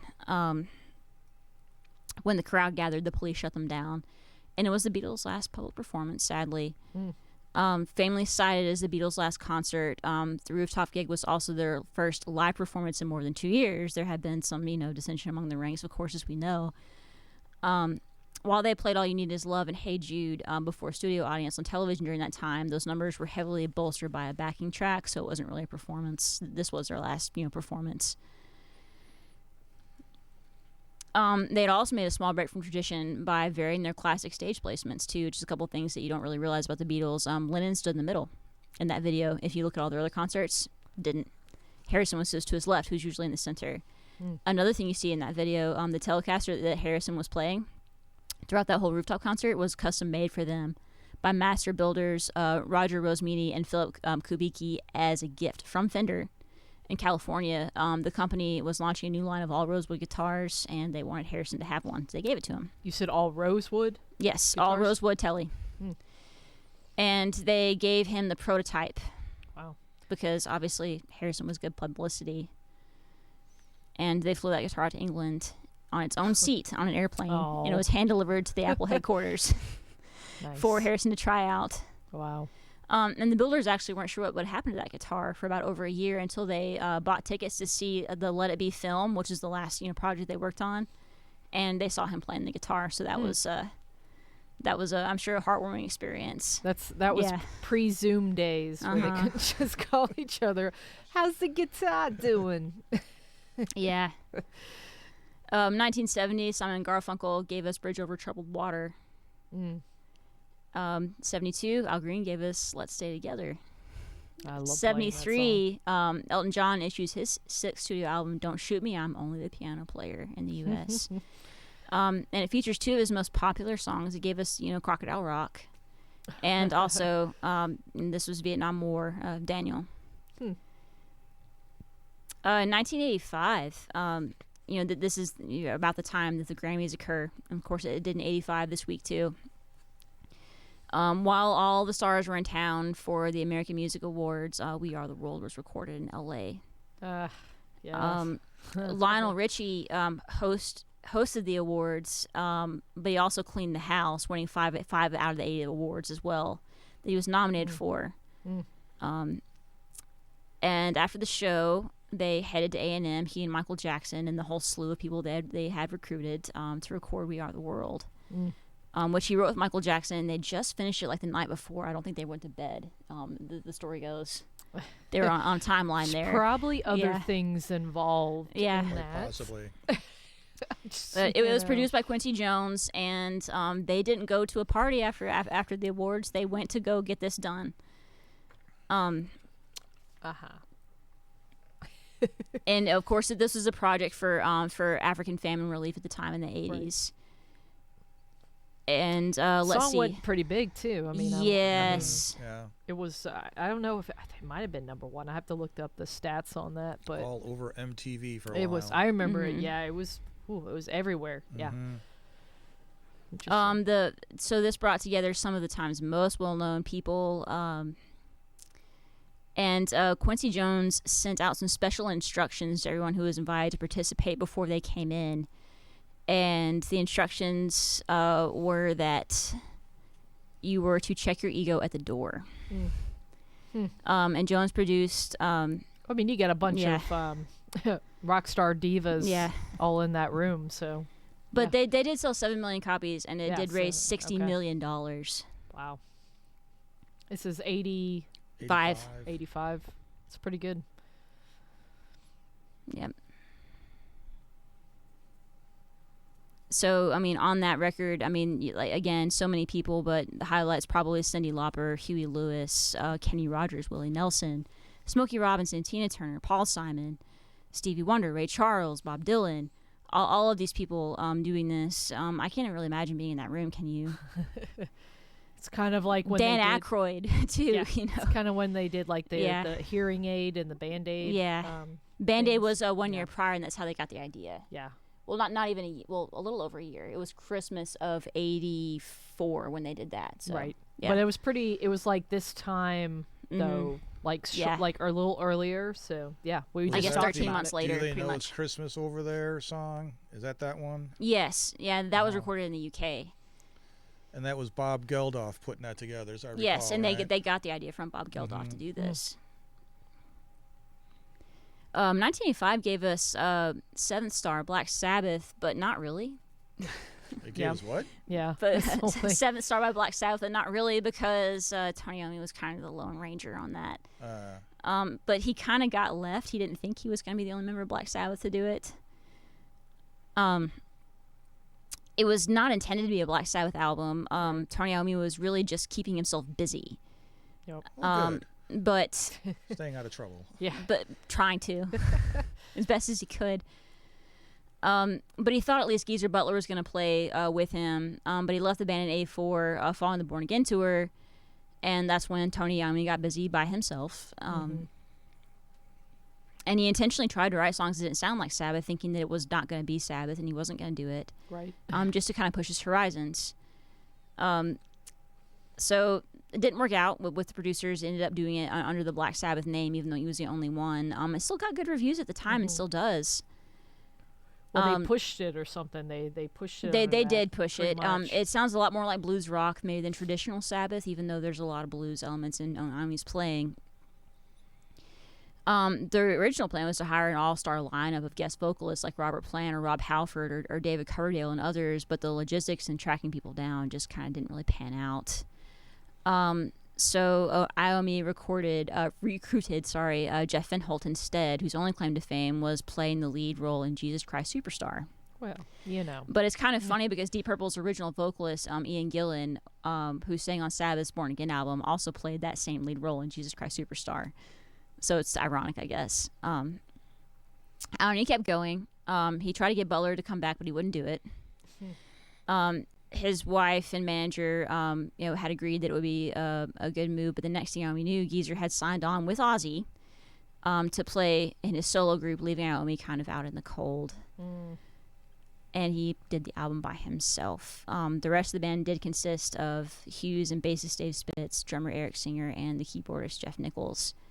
And it's still a good album, despite all the things that happened to him. I was going to say, though, like, imagine being, all the other players on that album, and then kind of being like, well, what is this? Where's this going? And then it ending up under Black Sabbath, and still, after, like, every intention of trying not to.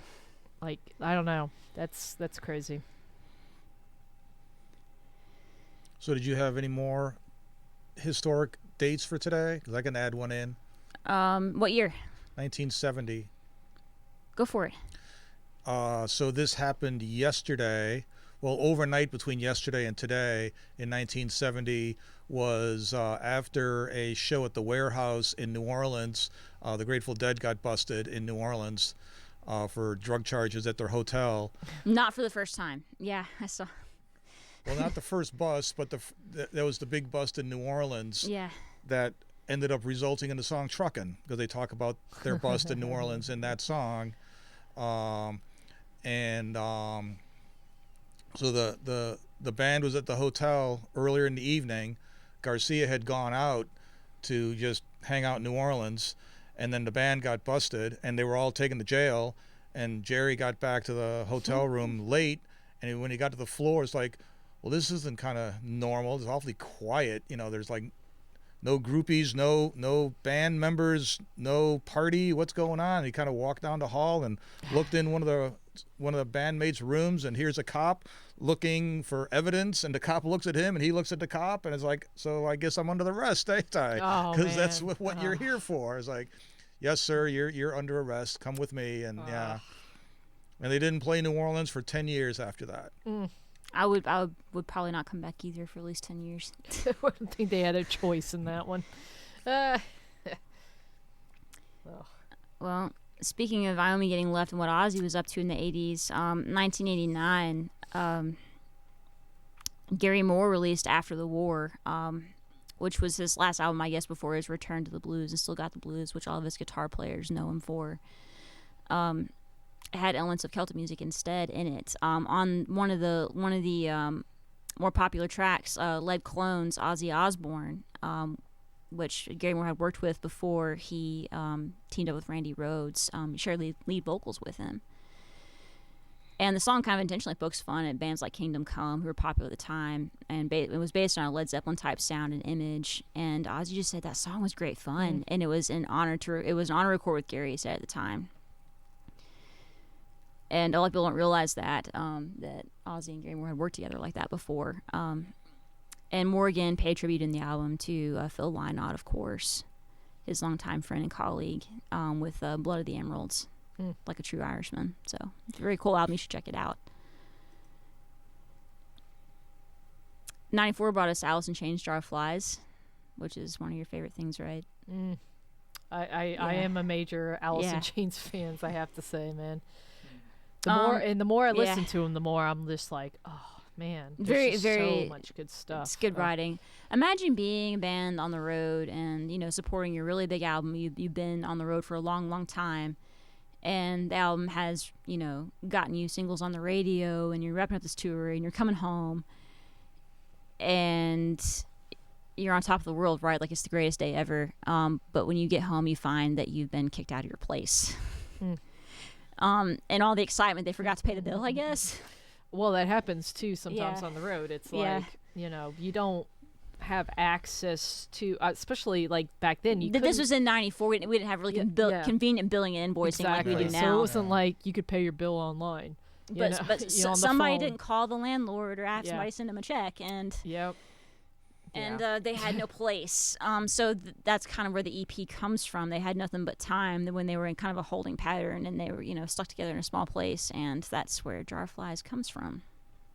That's a great album. Mm-hmm. Oh, it's a good album. The good stuff now, man, they're still putting out they are. amazing music. So you're talking about a band that, put all that out, had a tragedy happen, and then continue to put out some really kick-ass stuff. So, and to tour, and to still have #1 hits. I mean, that's saying something. I can't wait for them to get back. Everything gets back in. One of the last shows I saw was Alice in Chains here at the Roxy. That was an amazing show. That was 2 years ago. So yeah, because we're like in 2021 already. Yeah. Doesn't figure. like it. It was this week in '97 that Johnny Lang put out his first album one day before his 16th birthday. He wrote and produced most of this at the time he was only 15 years old. Soulful, amazing artist. If you don't know Johnny Lang, check him out for sure.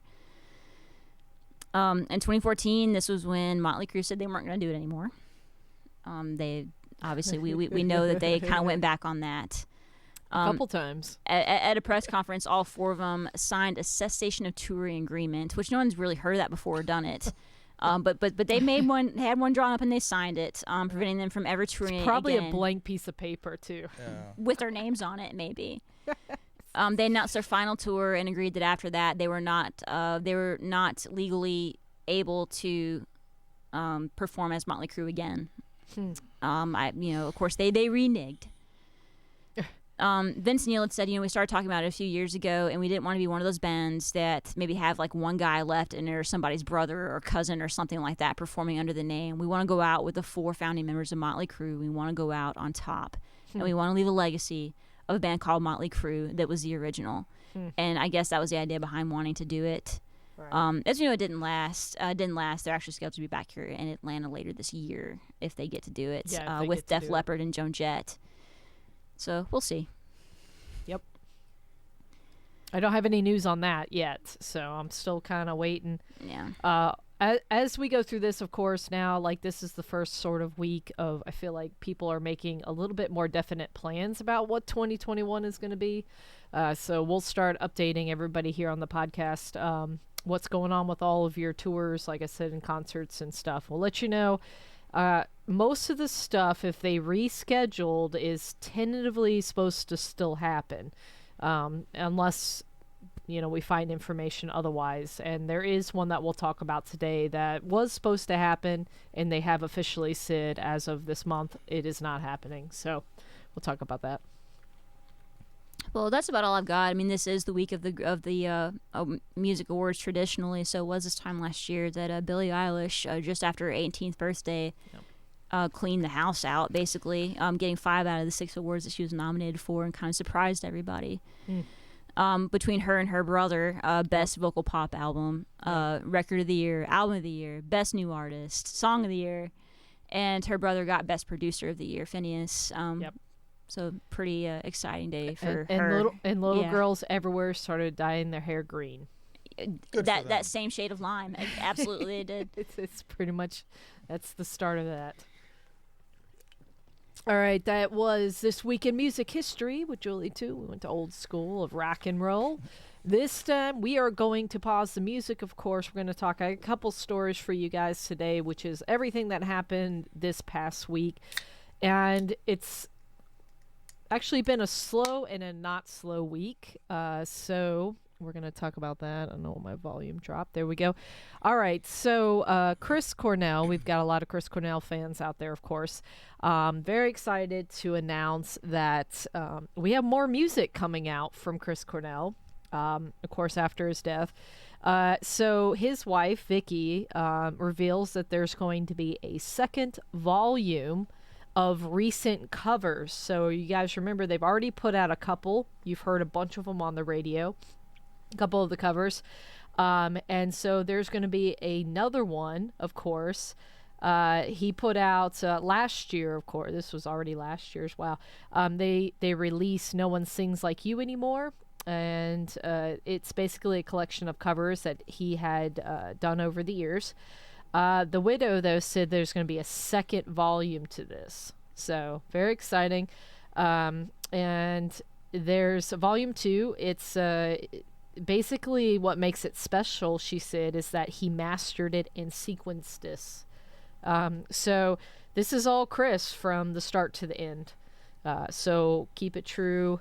And the other one, though, that was already out was mastered but not sequenced, like Volume 2 is going to be. So there you go. So it's good that he was such a great writer. He wrote a bunch of stuff, put a bunch of stuff out. So we're really lucky kind of that we got this.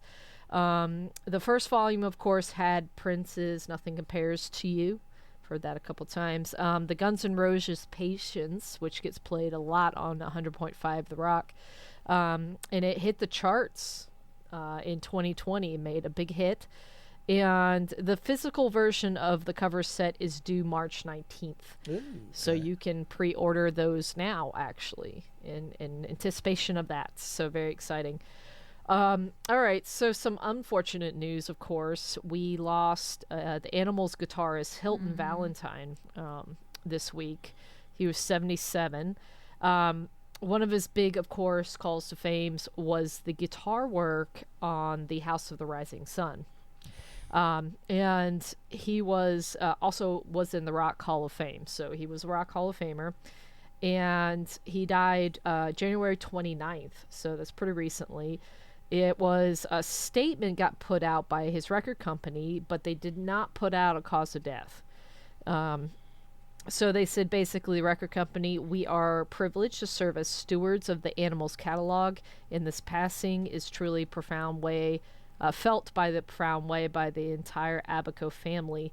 The statement they released. So yeah, so Valentine, of course, if you guys know a little bit about his career, he started with the scuffle band the Wildcats, and he kind of got some interest from the Chaz Candler, Alan Prince, and Eric Bourbon, who basically brought him on board for the Animals in 1963. So we had the Those birth of guys the were Animals. all like teenagers at that time. They were I don't children, Think, yeah. yeah. Super young. They added John Steele as the drummer later, kind of rounded all of this out. He was with the group. Valentine was the group until 1966, so he was only with them for a few years. And then eventually the group just went on, without him. And it was called, it wasn't called the Animals at the time, it was called Eric Burdon and the Animals. So they went on underneath that name. And of course you have another hits that includes is I'm Crying. That's one of his other big hits. And Don't Let Me Be Misunderstood. And we got to get out of this place. And Sky Pilot. Yeah. So he was part of a couple reunion shows, of course, and then in 2001 he left the group for good, and didn't do any more shows with them. He also did a couple solo records, so very prolific. He did it under the name, of course, Scuffle Dog, so it's under that in his later years. But most people, like I said, remember him for what he did with the Animals, and of course, one of my favorite songs, "House of the Rising Sun," which is one of those haunting melodies, that he was famous for. Of course, inducted into the Hall of Fame along with the group The Animals in '94. So there you go. So Alrighty. one of the early ones then. Yeah, one of the early but not early. If you think about it, it was the 60 something, and then 63 to 60. No, one of the early inductees. Oh, yeah. Yep. All right. So new music, though. We always like to talk about new music. If I have anybody that's, of course, Sepultura, Soulfly fans, which I was back in the 90s. So Max Calavera, of course, has a whole new band, and this is with his son. So there you go. So we're doing a father-son team. It's called Go Ahead and Die. Go Ahead and Die. So it's a family album. It's a family album. It's basically kind of a mix of death and thrash metal. It's got a little bit of punk in there. It's got a little bit of some early Celtic frost going on. Really? Okay. So there you go. Yeah. So his son, Igor Amadeus Calavera, that is a name, along with drummer Zach Coleman, and he's from Black Curse and Chemis, and he rounds out, it's a trio, so power trio, so that's awesome. So yeah, there you go. So go check it out. And So what does his son play? So Nuclear Blast Records. Sorry, I was looking at who they were signed to. So they are signed to Nuclear Blast Records, and just gonna make sure. Yeah, go ahead and of course, on Facebook. So yeah, so go check it out, and trying to see if they have a song out. That's what. Okay, so dates aren't out soon. So the debut album will be revealed soon, so we don't know yet on a specific date for that. So be on the lookout for that. Of course, you can go to the Facebook. They're already talking about it. There's some promotional stuff out there. You can go check that out. Yeah. So there you go. I mean, that's awesome. Yeah, they say they're able to capture extreme aggression with this record, a mix of sort of the 89 old school punk metal. So for you guys that are those, the classic American metal back in the day, there you could get a little bit of that. And a couple different newer sounds that kind of reflect what's going on, which to them they say protest and survive. So there you go. Take it for what it is, So that's kind of exciting, man, to see some new music. These guys were big. I love everything that he touches. So I'm excited to see what happens with that.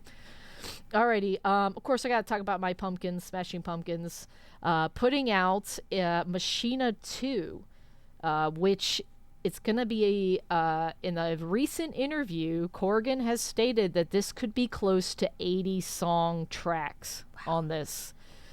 That's epic. I mean, I'm not surprised because it's Billy Corgan, but that is epic. Yeah. Overkill, actually. So basically, not only have they kind of put out a whole new double record that's about to come out, they're putting this out as well. They're going back and completing the 2000 Machina records. They never actually fully realized this, and so now this is kind of the chance for them to do it. He did a chat, he did an interview on radio.com, and he offers an update on this. Basically, it's already being mastered, and the album Reconstitution comes in already at about 50 plus tracks, but he thinks that the whole thing is going to end up at 80 tracks or more. Oh, good. So there you go.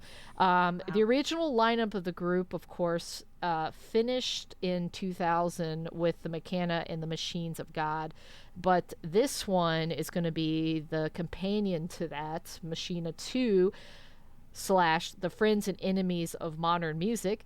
It's a little bit harder to come by because it's basically going to be offered as a free internet download. So there you go. So revisiting that period, of course, Corgan is basically he's like he wants to complete that vision from 2000, and this is his chance to do that. So that's why it's going to be pretty comprehensive and big. So there you go. So there's also going to be, they're shooting, let's see, it's like a musical, he said. It was because it was never finished. It was like shooting a movie that wasn't fully edited right. So they have a bunch of this extra stuff they're going to throw into that. And yeah, so there you go. He also reveals that the record is kind of reflective of the band's story at the time, of course, with the breakup. On one hand, the band was breaking up. On the other hand, there's sort of, with the sorrow that kind of stays over everything, but also being very productive at that same time. So there you go. Bittersweet, So there you go. They also, of course, just released that double album last fall, and he discussed. He's also talking about putting together a rock opera, which is going to be a sequel to Melancholy and the Infinite Sadness for my fans of that. And so there you go. So he kind of sees that as the third installment of a trilogy. Billy Corgan always has a vision. Always staying busy. Yep. Alrighty, so we want to talk about Pussy Riot a little bit. So they have come back, and they are releasing a political pushing song called Rage. So the track, of course, there's of course all the stuff that's happening over in Russia right now, the arrest, all the stuff that's going on with, of course, The leader demonstrations, yeah. Alexei Navalny. And they've put out, amidst all of this, a new song, Rage.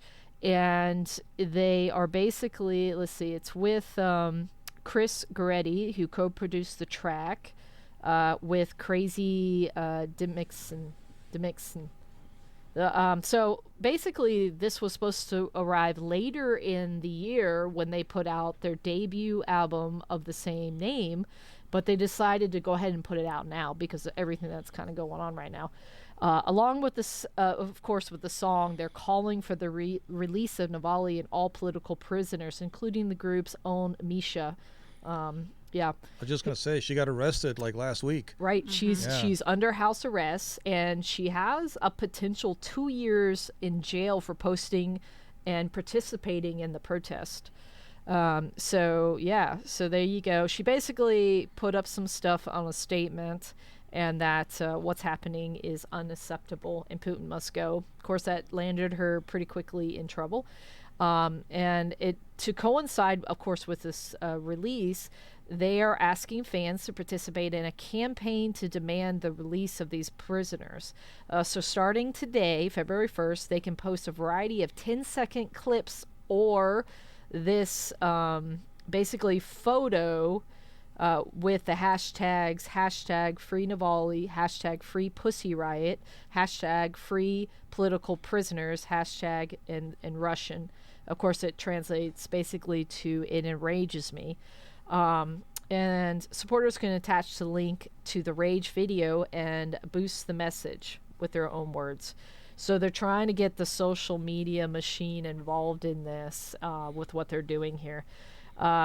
So, of course, while the release of Rage is tied to all of this, the video, of course, they filmed it last February in St. Petersburg with the help of 200 LGBTQ feminists and anti-authoritarian activists.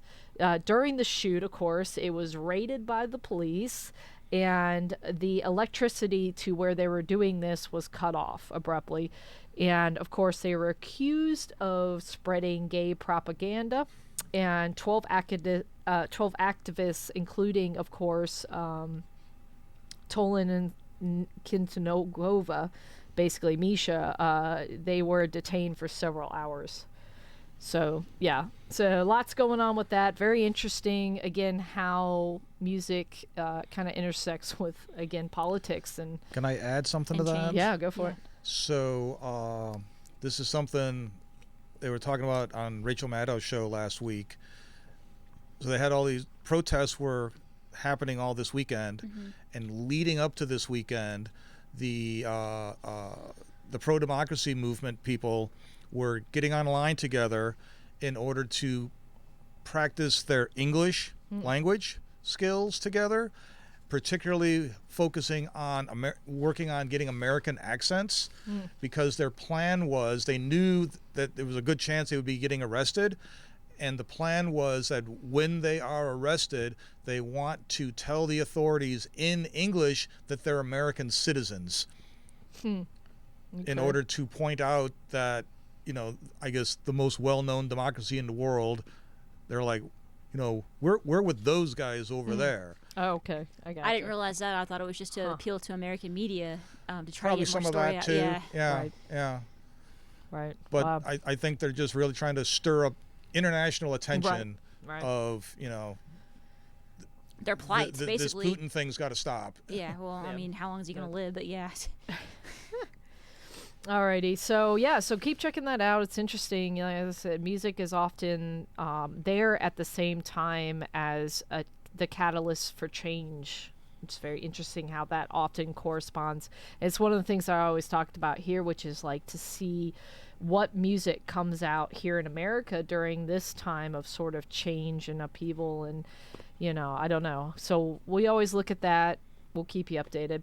Alrighty, so the last bit of thing on this section, of course, is our concert festivals, reschedules, and cancellations. This one actually applies to the UK, but it is one of the biggest festivals, of course, the Glastonbury Festival.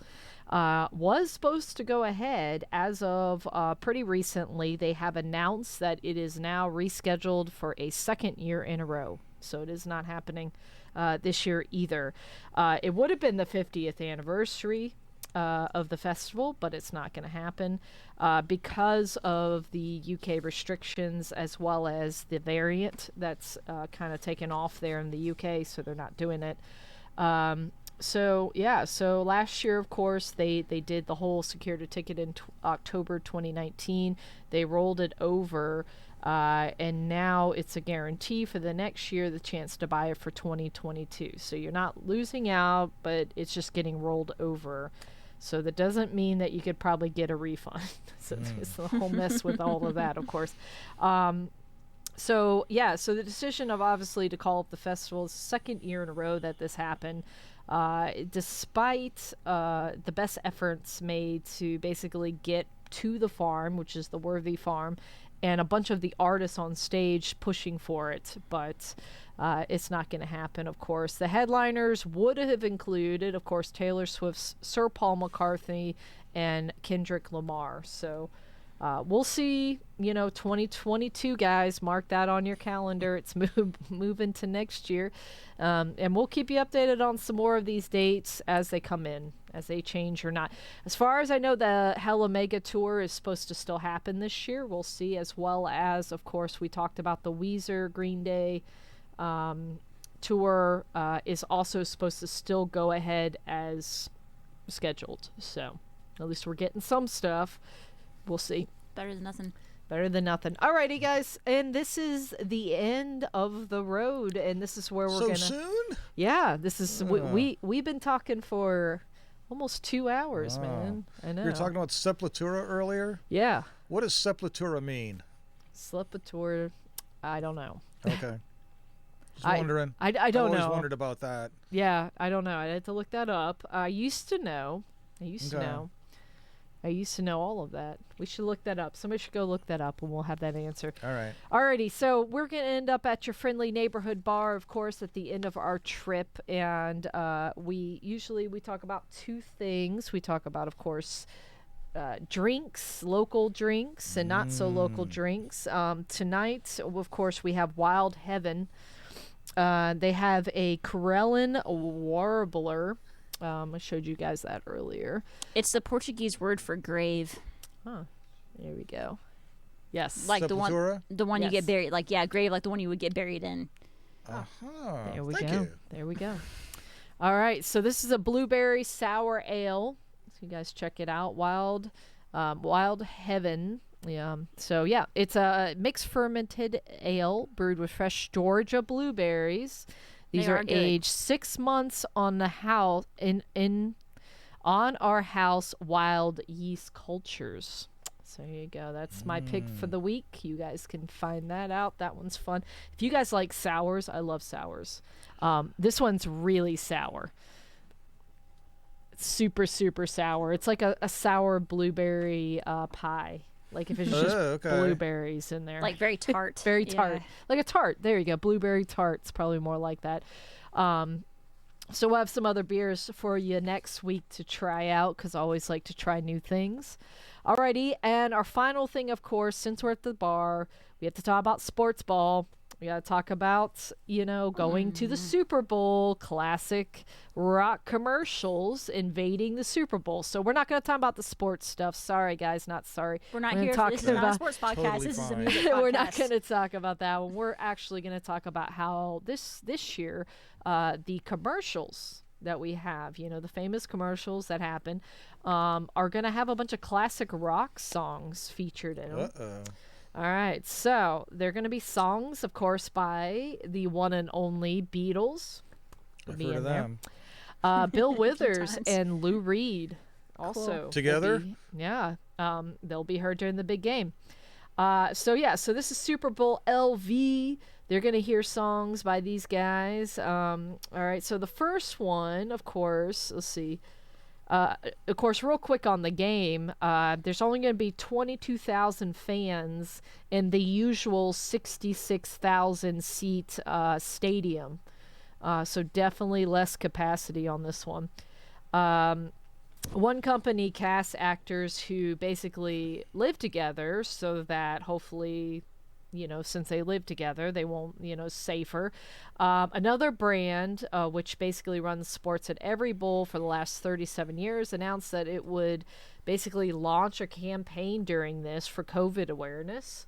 So that's happening for the vaccines to kind of get the word out. Instead of spending $5.5 million for every 30 seconds of airtime during the game, That's a lot of money. yeah, they created instead a high-profile commercial about the resiliency of Americans that's instead going to air outside the game. So some different choices being made for this game, of course. All right, so what are the actual songs? Where does the music come in? Budweiser. Always love seeing the Clydesdales, of course. They're cute and large. So their commercial called The Bigger Picture. You can obviously not have a Super Bowl without the Clydesdales, I feel. No. And yeah. Know.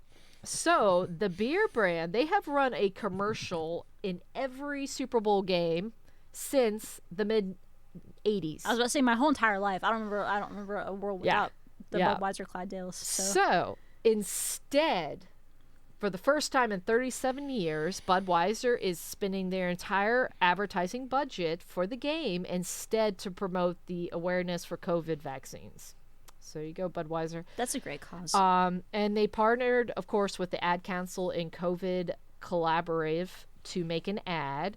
It's narrated by Rashida Jones, and it has basically how Americans have come through the pandemic and, persevered.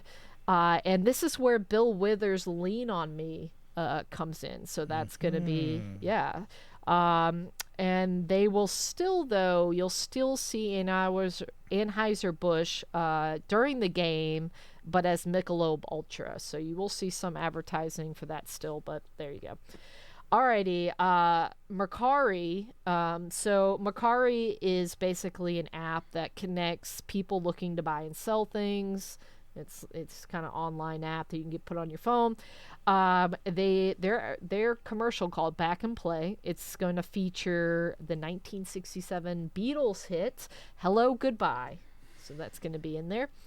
It's a 15-second clip, and it shows basically a couple that received identical popcorn makers as gifts, and then uses basically the app to sell them off because they don't want them. The campaign, of course, was launched in December 2020 had kind of an ad that had a longer recording, so you guys may have already seen that out there.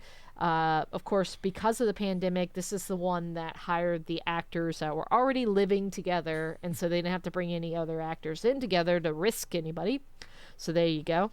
But they felt like it made for a more authentic and emotional piece. We'll see.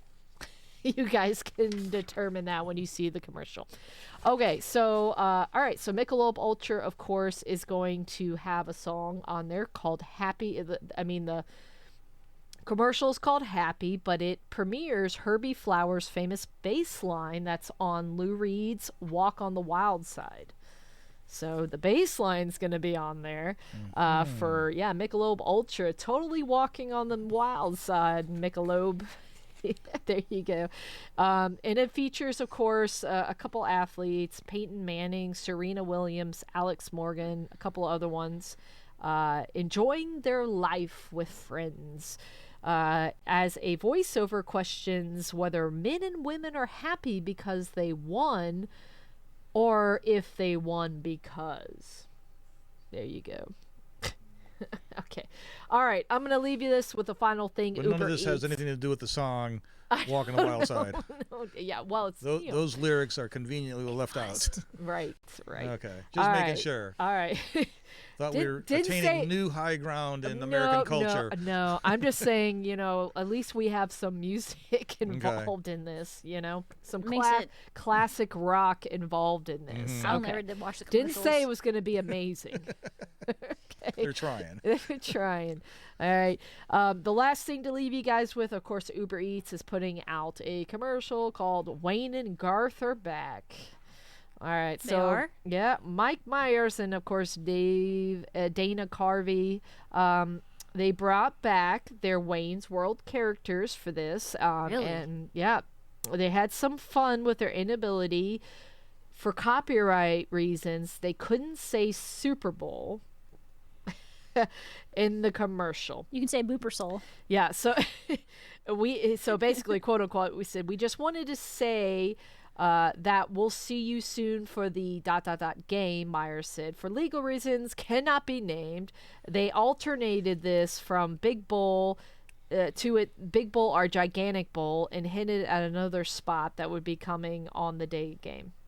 So there you go. So Very large super receptacle. There you go. there you go. Gigantic Bull from Uber Eats featuring Wayne and Garth. Alrighty. So there we go, guys. That wraps up another episode of the Sonic Sphere podcast. All right. Any parting words, Gary? You have any words of wisdom? We always like to end it that way. Words of wisdom. Let's see. By the way, Chris, good to see you. Hey. Chris says hi. Well, get out there and support local musicians. Go out there, Yes, sir. start your own band. Get out there and make music. Someone from my extended musical family was in a motorcycle accident recently, and he's been in the hospital in a coma for a while. I'm not going to put out any names, but if you know me, you probably know who this person is. And so recently, a bunch of musician friends that he's played with had a show over at the Moon Shadow, and it was a kind of a fundraiser for him, and they recorded the show, and then his family took the recording to his hospital room and put the headphones on him, and has been playing the recording for him the last couple days. And apparently earlier he opened an eye for the first time. Wow. Good. So that shows the healing power of music and how it's Yeah. helping someone come back from the fringe of almost being dead. Wow. So he's not with us all the way yet, but this was like a huge step Right. forward medically for him. He opened gonna an get eye. The nurses were there. They took him off his ventilator, let him breathe on his own for about a half hour, back to the ventilator. So for him, in his condition, this was a huge step. And I'm chalking it up to all the musicians and the music who, he was listening to. Yeah, there you go. Well, they have a whole thing too with people who are moved into nursing homes or moved into assisted living or whatever, where they're uprooted basically from their home. And one of the best ways to for them to live longer and to be healthier and be mentally more there is to play music that they knew from their days, from their childhood and whatever. And there's a huge difference in that when programs are put in place for these people to be able to have access to that. And it's really amazing. I've seen it because I've played in a couple nursing homes, and I've really seen the difference that makes. You'll have somebody that's normally never talks to anybody, that just sits in the wheelchair, and then all of a sudden their eyes light up and they start singing, and they're like they've never done that before. So it really does. It's amazing. Healing music, yeah, there you go. So to extrapolate on what you were saying earlier, music transcends time without the tyranny of tense. I love that. So There you there's go. your words of wisdom for you tonight. There you go. And that kind of goes also in I believe in you tonight. So I believe in you guys out there. So be creative. Don't let this get you down. Don't let life get you down. Don't let COVID take you from your dreams. You can do it. Get out there and do stuff. There's stuff out there. There are people out there to help. There's tech that makes it so much easier. All right, Julie, what's your parting words? Same as always. Be kind and good to yourselves. Be kind and good to each other. We'll see you in a week. That's right. We will see you in a week. We have a special episode for you guys and girls and rock stars and all of you lovely people. We're going to be on site at PMG Studios. This will be our first off-site podcast. We will literally be on the road. We're going to be live in the studio with Jeff Wright, Hunter Cook, Scotty Polk, and we're going to check out what they've got going on over there at PMG Studios for video recording, doing music videos, practice space, lots of things going on over there. So I'm excited to get in there with these guys and talk to them about the other side of things, which is, how do you make a music video? How do you have a business in music during these times? How can you survive? I mean, how do you think outside the box to make your business work if you're an entertainment company right now? So very excited to talk to those guys and good friends of mine as well. So it's going to be and we get to go off site. So I'm excited. We'll see how this goes. So it's a challenge for me to figure out how to go. Fine. Yeah, to figure this out. But it's really cool background, cool lighting. It'll be so much nicer than kind of what we got here. But bring the couch. Yeah, we'll bring the couch. Will it fit in the van? We'll try. If not, hey, we'll put wheels on this. So we gotta push it all the way over to Woodstock. We'll put wheels on it. It's a long drive to Woodstock, but who knows? We'll make it work. So we'll see you guys next week. Though we'll still be at YouTube for all of you guys watching, and of course my podcast listeners. You can take us wherever you go, so it doesn't matter. Same place, same time, same channel. I'll see you. So see all you rock stars later. Y'all have a good night. Good night. As always, I say, be good, be kind to each other, and take it to the top. Good night. Good night.